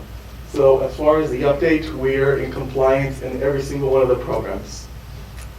So what they asked us to do, the areas of non-compliance, just to remind you all, was that every year, every one of these special programs should come before the board and share a presentation. That was one of the areas of non-compliance in CTE. It hadn't happened before this past school year. There was a gap. And so we did that on June the 19th, 2018, before we even got the report, because we realized something's missing here. Oh, here's what it is. So now yearly, we have it on our board schedule, on our board calendar, and that'll happen on a yearly basis. So the next update from our CTE director, Mr. Steve Gonzalez, will be on the July 30th board meeting. So in response then, so that was the compliance piece, right? We had to do that because if not, we'd be breaking the law. In response to now their best practices, right, or their suggestions to be able to strengthen each of these programs, we look closely at ESL support and how we're supporting our students with special education services who are taking CTE courses. So training happened there. Again, not just central office folks, but looking at the CTE program at the campus and really asking the campus principals to help us support us in this. And then, as you all heard, the PLC process, not just the rigor relevance framework, but you saw everyone in the secondary had exposure to that, but also just how we increase the student outcomes, right? So really strengthening what the PLC had to look like through the CTE program. So we had a lot of help from the high school to be able to do that. Is it perfect? Most definitely not. Is the work done? Most definitely not. But we had to implement the system and begin to work it, and that's what we did this year in CTE. Bilingual ESL. It was the same area of non-compliance that we hadn't provided that yearly update. So we did that when we received the report and we realized we hadn't done that. So on October the 30th, during that board meeting, Dr. Valenta shared her update. And then your next update will be in October, right, a year from that, and we'll just keep it again on our board calendar. Some of the work that we know that we have to do that's going to impact our students, especially at the secondary, because that's when we begin to see the gaps, is that we had to launch our dual program or dual language model, right? So we know that the early exit model, in fact, hurts kids, right? Because you're robbing them of the support that they have as you transition them to English. And so that dual language model is supporting them all the way through. So that was huge for us. But again, we launched it in K and 1, right? And we launched it specifically two-way at one campus, and we're expanding that at Kennedy next year. So by the time that hits actual results to be measured by PBMA, it's going to take a couple of years. And then of course we increase ESL support because we know some of our students have already transitioned. We know some of our students who are, especially in our secondary schools, still struggle. And so we have to support them. So the task force that was created about 2 years ago has been looking at year 1 of the work. We're going to launch the dual language program. Year 2, which is this year, we're going to refine what ESL model looks like. So this summer, we started the work last week really in thinking about what is that system going to look like. So we've partnered with a consultant to help us. They created a 30, 60, 90-day plan with the campuses. Campus leadership teams came together. They have this plan, and now we're going to go and work the plan for next year. And then finally, there were 7 areas of non-compliance in special education. So I'm not going to read through every single one of them, but they mostly all tie through the IEP, so that individual personalized education plan for every single student, the ARD process, and services that we either weren't doing, we didn't check on, or we missed the deadline. And so those 7 areas are listed there. And that is what we had to correct through our corrective action plan. So again, Ms. Dean, her team, the campus principals, and ultimately our special education teachers really had to focus on compliance this year. Sometimes we don't like compliance because we think about just going through a process where we're checking the box. But at the very minimum, that's going to keep us legal, right? It's going to keep us on our toes and making sure that we have systems in place. So they've developed that. As you can see, those actions there. There was a support model was rolled out. The case manager notebook was created. There was trainings that were done online that we asked principals, because at the end of the day, principals need to be responsible for what's happening on their campus to go through. And then of course, some changes happened at the central office to include dyslexia, build a team that could monitor, that could support, because we don't want to be non-compliant again. And so those are the changes that we put into place as far as the corrective action plan. TEA has accepted it. Now we just have to continue to ensure that we refine, right, because we're not perfect yet, that we refine those systems and that we continue to improve for next year. As far as the recommendations on the targeted improvement plan, that is the best practices that they would like to see. You can see how we responded. So they asked us to create a standardized walkthrough form, because as administration shifted, walkthrough forms just kind of shifted with the time. And so they said, what is your form? What does it look like? And so we decided that's the rigor relevance rubric, right? So we know it's working. We know it's been around. It's been tested. That's what we're going to use. So we decided to use that. They asked us to increase central office support and monitoring of the campuses around these 5 areas. So that's when we created those campus check-ins. And many of you, or if not all of you, have been a part of at least one check-in and the data dialogues. So that's going to continue to be one of the main ways that we monitor that. Of course, we grow in the process. We make it better because we're still not perfect in that. They asked us to increase implementation of professional learning. That is why it was really important for Dr. Gutierrez to have that director of professional learning. And specifically, again, this is around those special programs to increase PL around our ESL and CTE, and of course our special education services. So each of the departments had to think about what that's going to look like and work with Ms. Murillo to do that. So that's happened throughout the year. They asked us to engage with parents, community, teachers, right? So that they know that this is not happening in silos, or it's not just happening at one campus, or it's not just happening at central office, but it's happening across the entire community. And so this year, we try to redefine what community engagement looks like. And next year it's going to be even stronger. And so we're looking at models that have been proven in other districts, and we create what we call community learning exchanges. And so we'll share that soon with you all as well. And then we review and revise principal supervision processes and procedures. So that was another thing that they asked us to look like. So that is why we launched the new principal evaluation program, which is TPAS, which mirrors the teacher evaluation program, TTES. I'm not going to read through all of those, but there were other things that they asked us to do. And so we were able to respond to each of those items. We were able to show that we can create the system. And so as we began to gather STAR results, we can begin to see what worked, right? What didn't work, where we still have gaps. I wish I could stand up here and say, when we get our results back and we're staging comes out, we're going to be at stage 0. But that's aspirational at this point, but we will get there.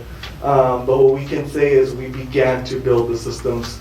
I like to tell folks that we either redefined, refined, recreated, or established pretty much every single system over this last year. And this is the work that was identified to TEA or by TEA. So what was, I think, maybe viewed as something negative because we had a site visit, actually was something that had to happen so that we can begin to do the work. And it's important to know that they didn't outline what needed to take place. This is work that is outlined within our strategic plan and our district improvement plans. And when you think about those 2 pages that Mr. Cantu was just reviewing, that's a lot that was put in place in 1 year. This is the 18-19 school year. And so we have asked a lot of our principals and our assistant principals and our teachers, but the great thing is that they realize that this is the work that needs to happen, and they've embraced it without hesitation. Yeah. So we received that mid-July, and we're at even July, and we had to again go through that. But again, it's something that's necessary if we want to ensure that we have exceptional programs at every level for all students.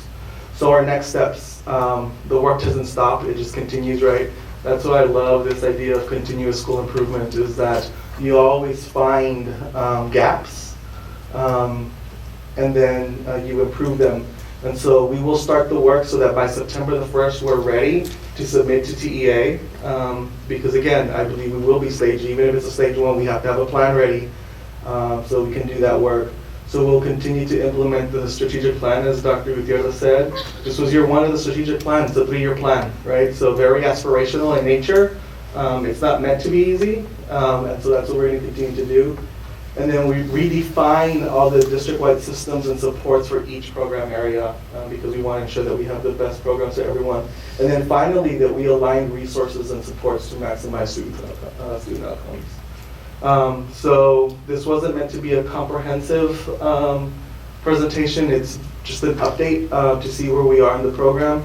Our next update will be when we get staging results, and we'll be able to come back and say, we're stage 4 again, or we're stage 3, or you know what, we made progress from a stage 3, moved to a stage 1, or we're stage 0. Questions for me about the work? When can we expect to see those staging results? Staging results usually happens in early November. So what they'll do is they'll share all the accountability first. That happens in August, September. TEA kind of then resets, and now they take a deeper dive at each of the programs, and so by November we'll know. Mr. Gibb? I know that they require for the district to present to the trustees minimum once a year, correct? Correct. Since it just implemented this new system, new plan, maybe a good idea to keep us more quarterly basis, kind of thing, just for brief, instead of waiting until the end of the year. Thank you, sir. Any other questions or comments? Okay, thank you. Thank you all. Mr. Clinton. Okay, moving on to item 3D, which is a 2018-2019 public information request update. And since Mr. Hoffman's not here, Dr. Gutierrez. Yes, trustees, I just felt like it was important to be able to bring this issue to the table to discuss in reference to the Public Information Act. It serves a purpose, and I truly believe in it. And it's what has helped systems get better, because the media or members of the public are demanding answers and trying to find wrongdoing. And I get the purpose of this act, and it should be there. I fully believe in that. But what I just want to point out to y'all in an open setting, to really just kind of get some feedback from y'all as to next steps. You see the data where we see trends, and of course in 2016, 2017, there were a variety of things that were going on in the district, and so I can understand why there were 121 requests when the average was in the 90s before, or even lower prior to 15, 16. It seems like that trend has continued recently, and I think it's important to know that some of these requests are really demanding a lot of our time, when I should be in classrooms monitoring instruction as a superintendent, when Jason should be having dialogue with principals or Mr. Cantu, because we have some really good systems in place. But when some of these requests come in that are very time consuming and demanding of our time, it really takes away from the work. And if you think about the bond process that went on for a few months, there was a lot that had to happen during that, and some of these requests take hours of time. And so I've kind of gone back and forth, well, what do we do? Because it impacts everyone on this team in some way when these requests come in. Do we need to look at hiring a staff member that can look at just solely be dedicated to public information requests? Because it's taking away from the day-to-day work that needs to happen in order to operate the district. And I hate that, because we're using taxpayers' dollars to fund that position, but there's a lot more that goes with the request. It's not a request goes to Mr. Hoffman, let him gather the documents. There's so much more that's involved, and it impacts multiple people on the team. And if you look at the document that shows how much it costs the district, because many times when you're looking at personnel issues, dealing with student documents, or information regarding a PBMAS and the TA site visit that does relate to student information, that adds up. When you look at this year, July 2018 to May 9, 2019, one requester has cost the district $6,300 in attorney's fees. When we look at other requests combined, that's $461. That's a significant amount of money that we are utilizing, not counting the time that it's taking for various leaders here to go through and redact documents, to sift through records. I just want you all to see this data, to be able to process it. I also have an example of one recent request. If Halsey Dean, you could bring the documents that you're having to go through for one request. I know you'll need some assistance.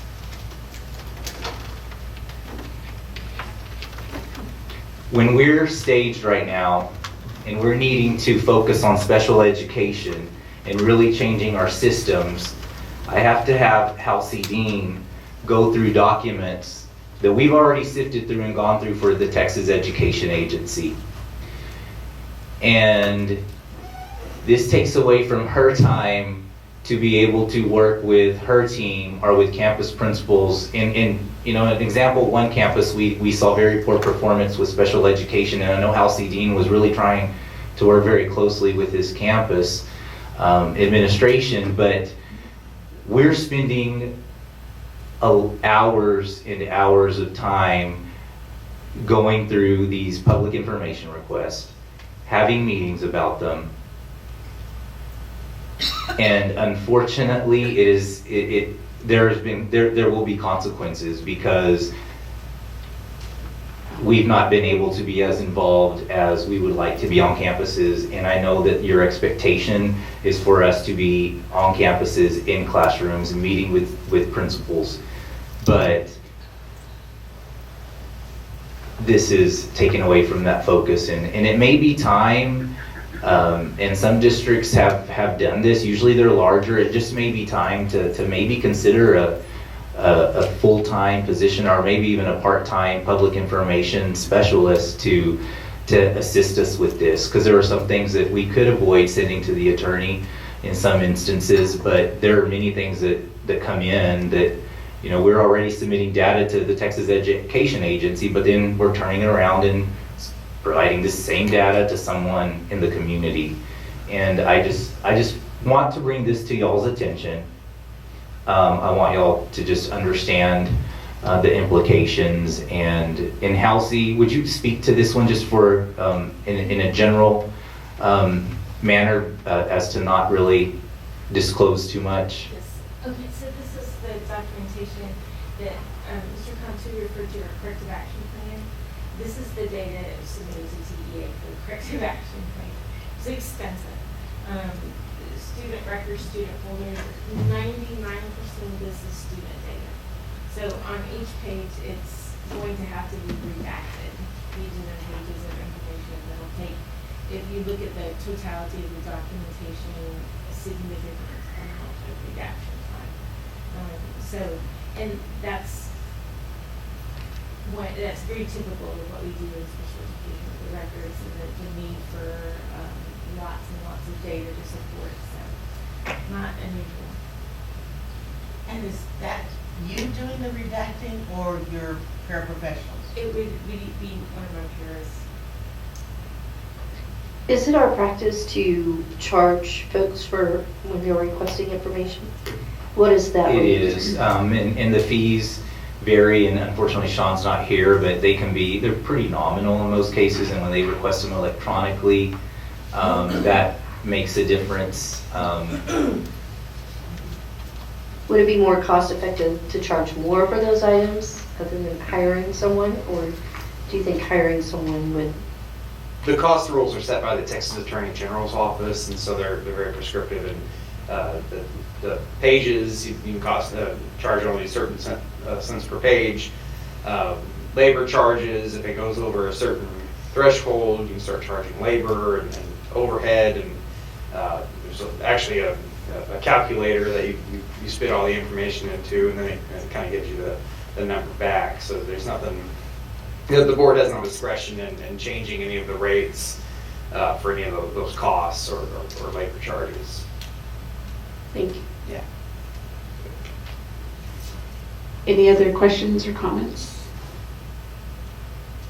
No? Thanks for wheeling all that out here. It's a lot of notebooks. All right. Yes, it is.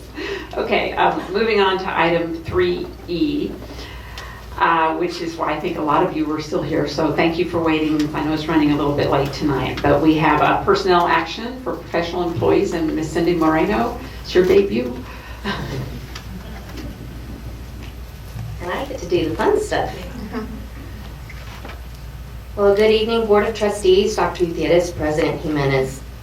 The HR department is excited to inform the board of 21 new educators. I will quickly name the hires and where their assignments will be. Jessica Aguilar is going to be at AJB. Maigan Angerstein is at Jefferson. Callie Borden at Ball Early Childhood. Gloria Collins is at Bogle Elementary. Chelsea Conlin is at AJB.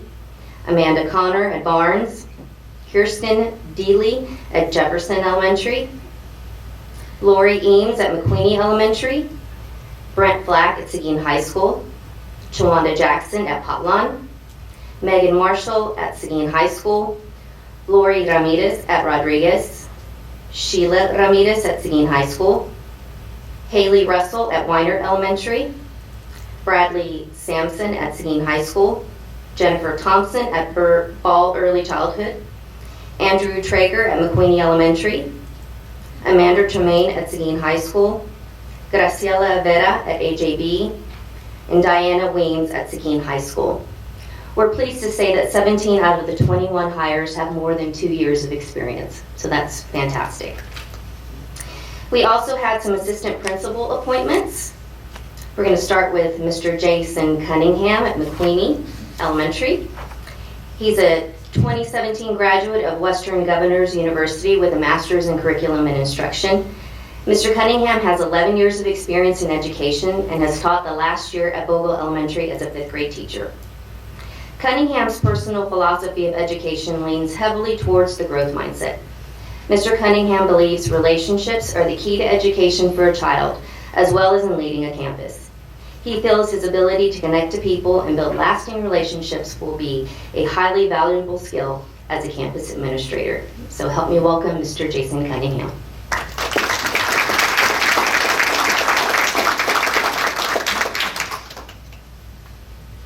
Good evening. I just want to share my excitement to move from the classroom into administration and take those relationships on a broader scale and see what I can help grow in McQueenie. Thank you. Thank you. Congratulations.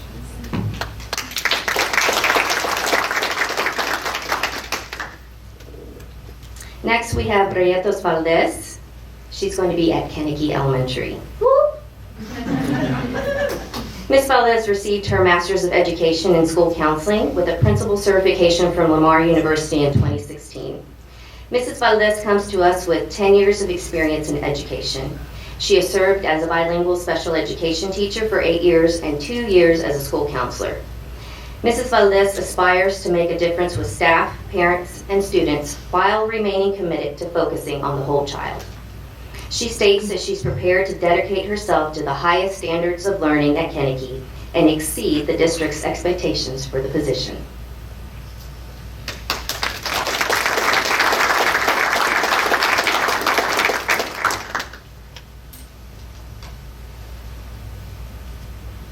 Good evening. I just want to thank you for this opportunity. I am super excited to get started, especially with dual language. That is a passion that I have, being bilingual. I also want to recognize my support system back there, my husband and my sister and my daughter and my other daughter, my grandson. So we're ready for this journey, and I just want to thank you.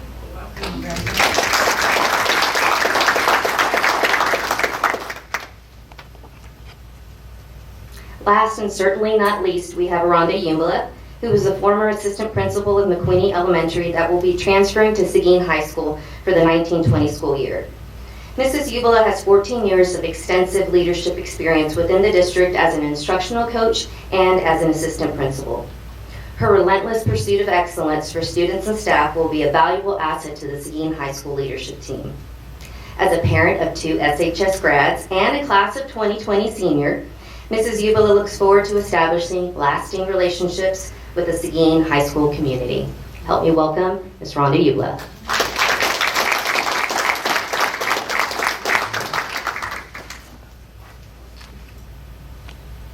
We would also like to get the board's acknowledgement for the resignations listed below, drawing special attention to Mr. Smits, who is retiring with 20 years at Seguin High School. So we're very appreciative of his service with Seguin ISD. Thank you. Do you have any questions? No, but I hope we're going to get a picture of all of our, yes, thanks. Okay. All right. Thank you. Thanks, and welcome everybody. Welcome to your new job. So I'm assuming that in August or September, we're going to have a little meet and greet for the new teachers. Okay, we look forward to that. All right. Shall we go on to close, or do you want to be in the photographs? Okay, we'll recess for about 5 minutes. And so I'll go ahead and read this prior to that. So we're going to, in 5 minutes, adjourn into closed session pursuant to the following sections of the Texas Opens Meeting Act. Texas Government Code Section 551.071, 551.074, 551.129, which is consultation with legal counsel, including possible telephone consultation with legal counsel as necessary to address legal concerns, contemplated litigation implications, and answer any legal questions regarding posted agenda items, and also pursuant to Government Code 551.074 to discuss personnel matters, including appointment, employment, evaluation, reassignment duties, discipline, or dismissal of a public official or employee. And we will be regarding the superintendent's evaluation instrument, and also discussion regarding the special ed due process hearing TEA docket number 268 SE-0419. So we will break for 5 minutes. It is 9:15. Oh, okay. All right, we're coming back to open session at 10:09 p.m. So to reconvene, and we have no action on 5A1, which is a superintendent's evaluation instrument, but for 5A2, which is possible action to authorize superintendent to negotiate resolution special education due process hearing TA docket 268 SE-0419. Do I hear a motion? Madam President? Yes, I ma'am. move to authorize Superintendent Gutierrez to negotiate the resolution in special education due process hearing TEA docket number 268-SE-0419. I second the motion. I have a motion from Ms. Moreno and a second from Ms. Duncan. Do I have any further discussion? If not, all in favor, raise your right hand. Opposed, same sign. Motion carried 6-0. Okay. All right, moving on to item 6, which are consent agenda items. We have, it looks like, 4 things on here. We have the approval of board minutes, regular meeting May 28, 2019, and Team of 8 training June 6, 2019. The approval of tax collection reports for May 2019. The approval of donations received in May of 2019, and Education Service Center 13 and 20 annual commitment forms. Would anybody like to see any of these items pulled? If not, do I hear a motion to approve the consent agenda items? Okay, Mr. Amador has moved for approval of consent agenda items. Do I hear a second? Okay, second from Ms. Guerra. Any more discussion? Not? All in favor, raise your right hand. Opposed, same sign. Motion carried 6-0. All right, moving on to our action items. First, we have the adoption of the 2019-20 budgets for the general fund, food service fund, and debt service fund. Mr. Hilberg, you're still here. Yes. So you're playing the role of Mr. Lewis today, and I couldn't see you behind that pole.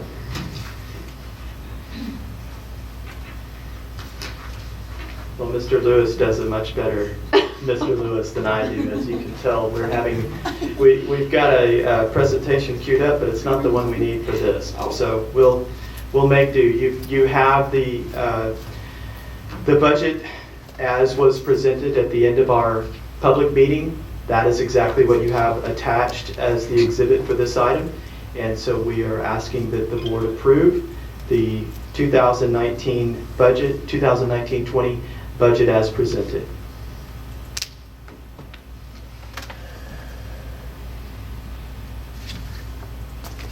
Do I hear a motion for approval of the 2019-20 budgets for the general fund, food service fund, and debt service fund?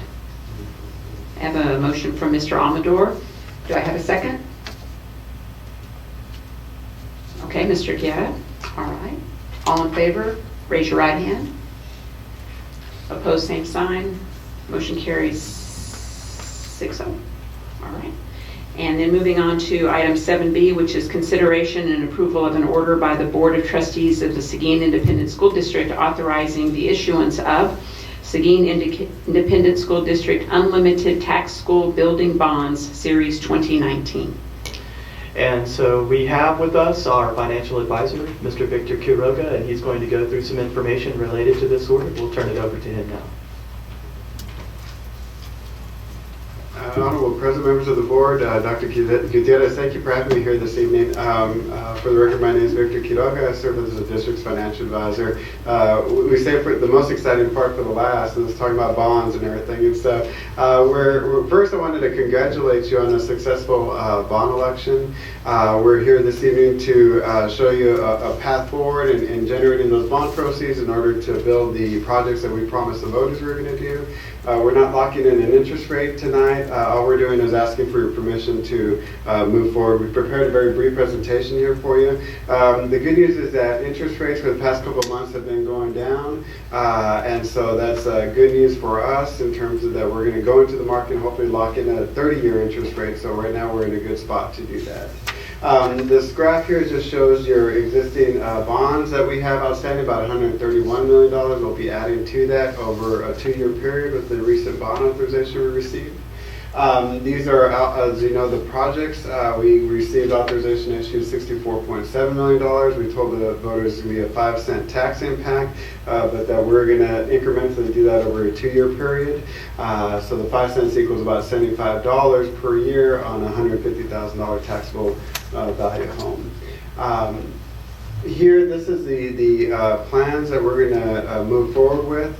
We are asking for your permission to issue $34.7 million in that range this summer. In about a month's time, we'll be entering the bond market to lock in an interest rate.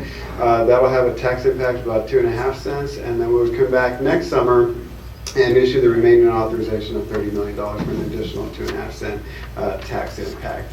We're hoping that by the time we sell everything, it won't be 5 cents. Hopefully it'll be a little bit less than that based off of, property values continue to grow at an accelerated pace and we get better interest rates. And so these are still pretty conservative figures. So based off of this plan, we hope to enter the market next month, July 17th, and then deliver the initial bond proceeds of about $34.7 million to you in August 14th. And so, again, the remaining authorization will be sold next month. And this is the tax impact model. I'm not going to spend a lot of time on this here, but this is just to show you how we're fitting in the 2 bond sales over the next 2 years, and you can see the tax impact. The good news on this one is the column L, if you can see it at all, will go up to about 41 cents, but after that, it quickly starts decreasing. And that's good news for you all, meaning that you could potentially generate additional bond capacity for any future needs that you may have in the relatively short term here. And so the term sheet is just a summary of the transaction. We're going to set these bonds up exactly like your existing bonds. We'll have semi-annual interest payments, annual principal payments. We've made application to the permanent school fund guarantee for the AAA so we could get the best rating available. We'll be pursuing a negotiated sell method with 3 underwriters. The action you're taking this evening is what we call a parameter sale order. So basically what that's saying is that you're giving the authority to the superintendent and Mr. Hilbert to start allowing us to move forward with all the bond documentation, allowing us to go into the bond market on July 17th without us having to reconvene at another board meeting to take additional action. So you're basically just delegating that authority to administration to go into the market when it best suits the district, lock in an interest rate, and we won't have to reconvene at another board meeting. So that long agenda item essentially allows you to do this. And so this last slide here just gives you a quick summary of the action item you're considering this evening. That was kind of a really quick version because I know it's late, but I'll be happy to answer any questions you may have.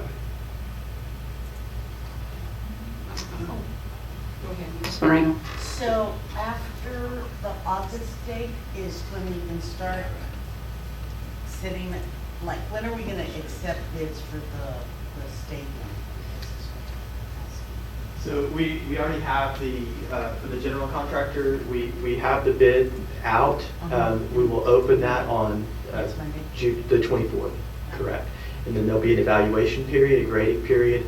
We'll do interviews, and shortly after that, selection recommendation will be made, brought to the board subsequent to that. Probably in our July meeting? No, it wouldn't. Well, it's a possibility. That's the goal. It will depend on negotiations, though.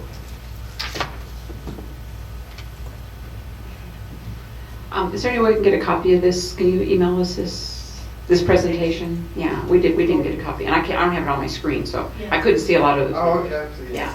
Okay, I appreciate that. Okay. Any further, all right. Do I hear a motion for approval? I move that the Board of Trustees adopt an order authorizing the issuance of the Seguin Independent School District Unlimited Tax School Building Bond, Series 2019, pursuant to a delegated sale. All right. I have a motion for approval from Ms. Duncan. Do I hear a second? Second from Mr. Amador. Always looking this direction. I don't mean to ignore y'all. Any further discussion? If not, all in favor, raise your right hand. Opposed, same sign. Motion carries 6-0. Thank you. Thank you. All right, and then the last item on our agenda is a consideration and approval of a resolution relating to establishing the Seguin Independent School District's intention to reimburse itself for the prior lawful expenditure of funds relating to constructing various school district improvements from the proceeds of obligations to be issued by the district for authorized purposes, authorizing other matters incident and relating thereto, and providing an effective date. Well, that's going to be even quicker. And basically all that's saying is that you as a board are allowing yourself and taking this moment to legally document that you're basically allowing yourself to repay yourselves for any expenditures that you have probably have made related to the bond projects that were voted in, but it allows you to reimburse yourself when you get those bond monies in the future. So anything you spent in the general fund now, you're able to reimburse yourself legally, and we do this primarily just to, if the IRS ever audits our bond program, they want to know if we took this action to reimburse ourselves when we get the bond proceeds in the future. That's I all appreciate that that is. translation. Yes. Do I hear a motion for approval? I move that the Board of Trustees adopt a reimbursement resolution. Okay, I have a motion from Ms. Moreno. Do I hear a second? Second from Ms. Duncan. Any further discussion? All in favor, raise your right hand. Opposed, same sign. And that motion carries as well. Thank you for coming tonight. Yeah, absolutely. Appreciate Thanks for it. having me. Appreciate it. All right. All right, moving on to item 8 for board comments and any requests. Anybody have anything? You know that everybody, lots of states are having nuisance problems. Measles. And they have a lot of exemptions. Do we have anything like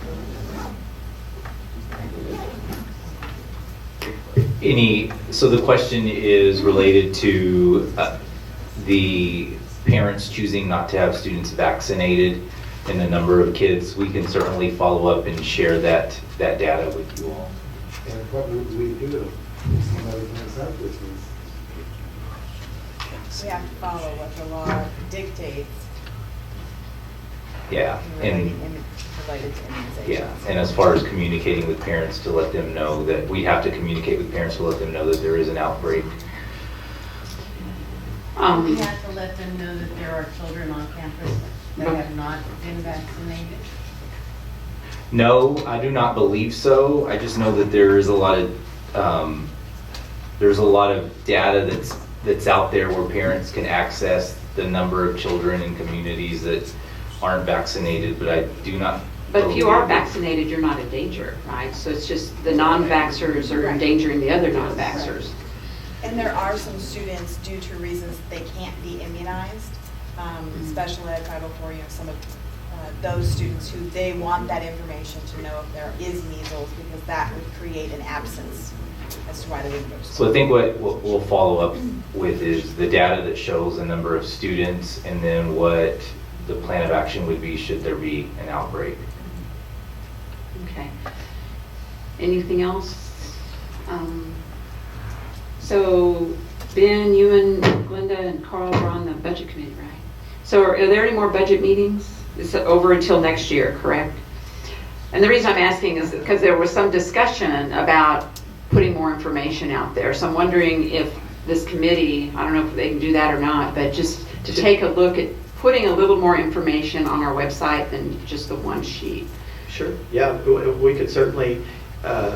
I'm willing to employ them to do that. If they're willing to. We'll prepare a draft. Okay. And run it by them. As far as additional budget committee meetings, It's interesting you bring that up. I'll take a little bit of liberty if that's okay. Normally, this would be the end of it. However, because we have so much information yet to bring in from House Bill 3, it might be good if we could reconvene at least one more time, be a little bit further out, probably going to be, I would say, late July, early August, where we can present something to the committee that's in detail like we've done in the past, and then get their input on what we present to the board. Okay. But prior to that, we could certainly push out a draft of what we think we understand in terms of what you'd like to see on the on our website. And if any of us have any suggestions or other comments, they can give them directly. Did I understand you incorrectly here? Were you talking or thinking about doing a board workshop to kind of give you a better understanding of the overall budget? Or would this suffice? I don't know. I think it's just challenging as a first-year board member to say, oh, we get one sheet of paper and this is our budget. And there's nothing behind it. You don't see all the work that goes into it and the hours and hours and months and committees and so on. We just see these final numbers, so it's a little overwhelming. We only have 3 jobs here. One of them is to pass a budget. We just want to be a little more, I guess, knowledgeable about exactly what's in it. Did I articulate that well? Yes, thank you. Okay. I want to remind everybody, Nancy, we're giving you if we have any vacation dates, so you can kind of keep with all that, because we probably have some upcoming meetings, and if you have that information, it'll be helpful for you when you're trying to schedule things. Okay. Anything else? All right, then let's adjourn this meeting at 6:25 p.m. Did I say 6? I'm sorry, y'all. I have a really bad headache. I think I was thinking it's been 6 hours, but it's only been 4.5 hours. Anyway, 10:25 p.m.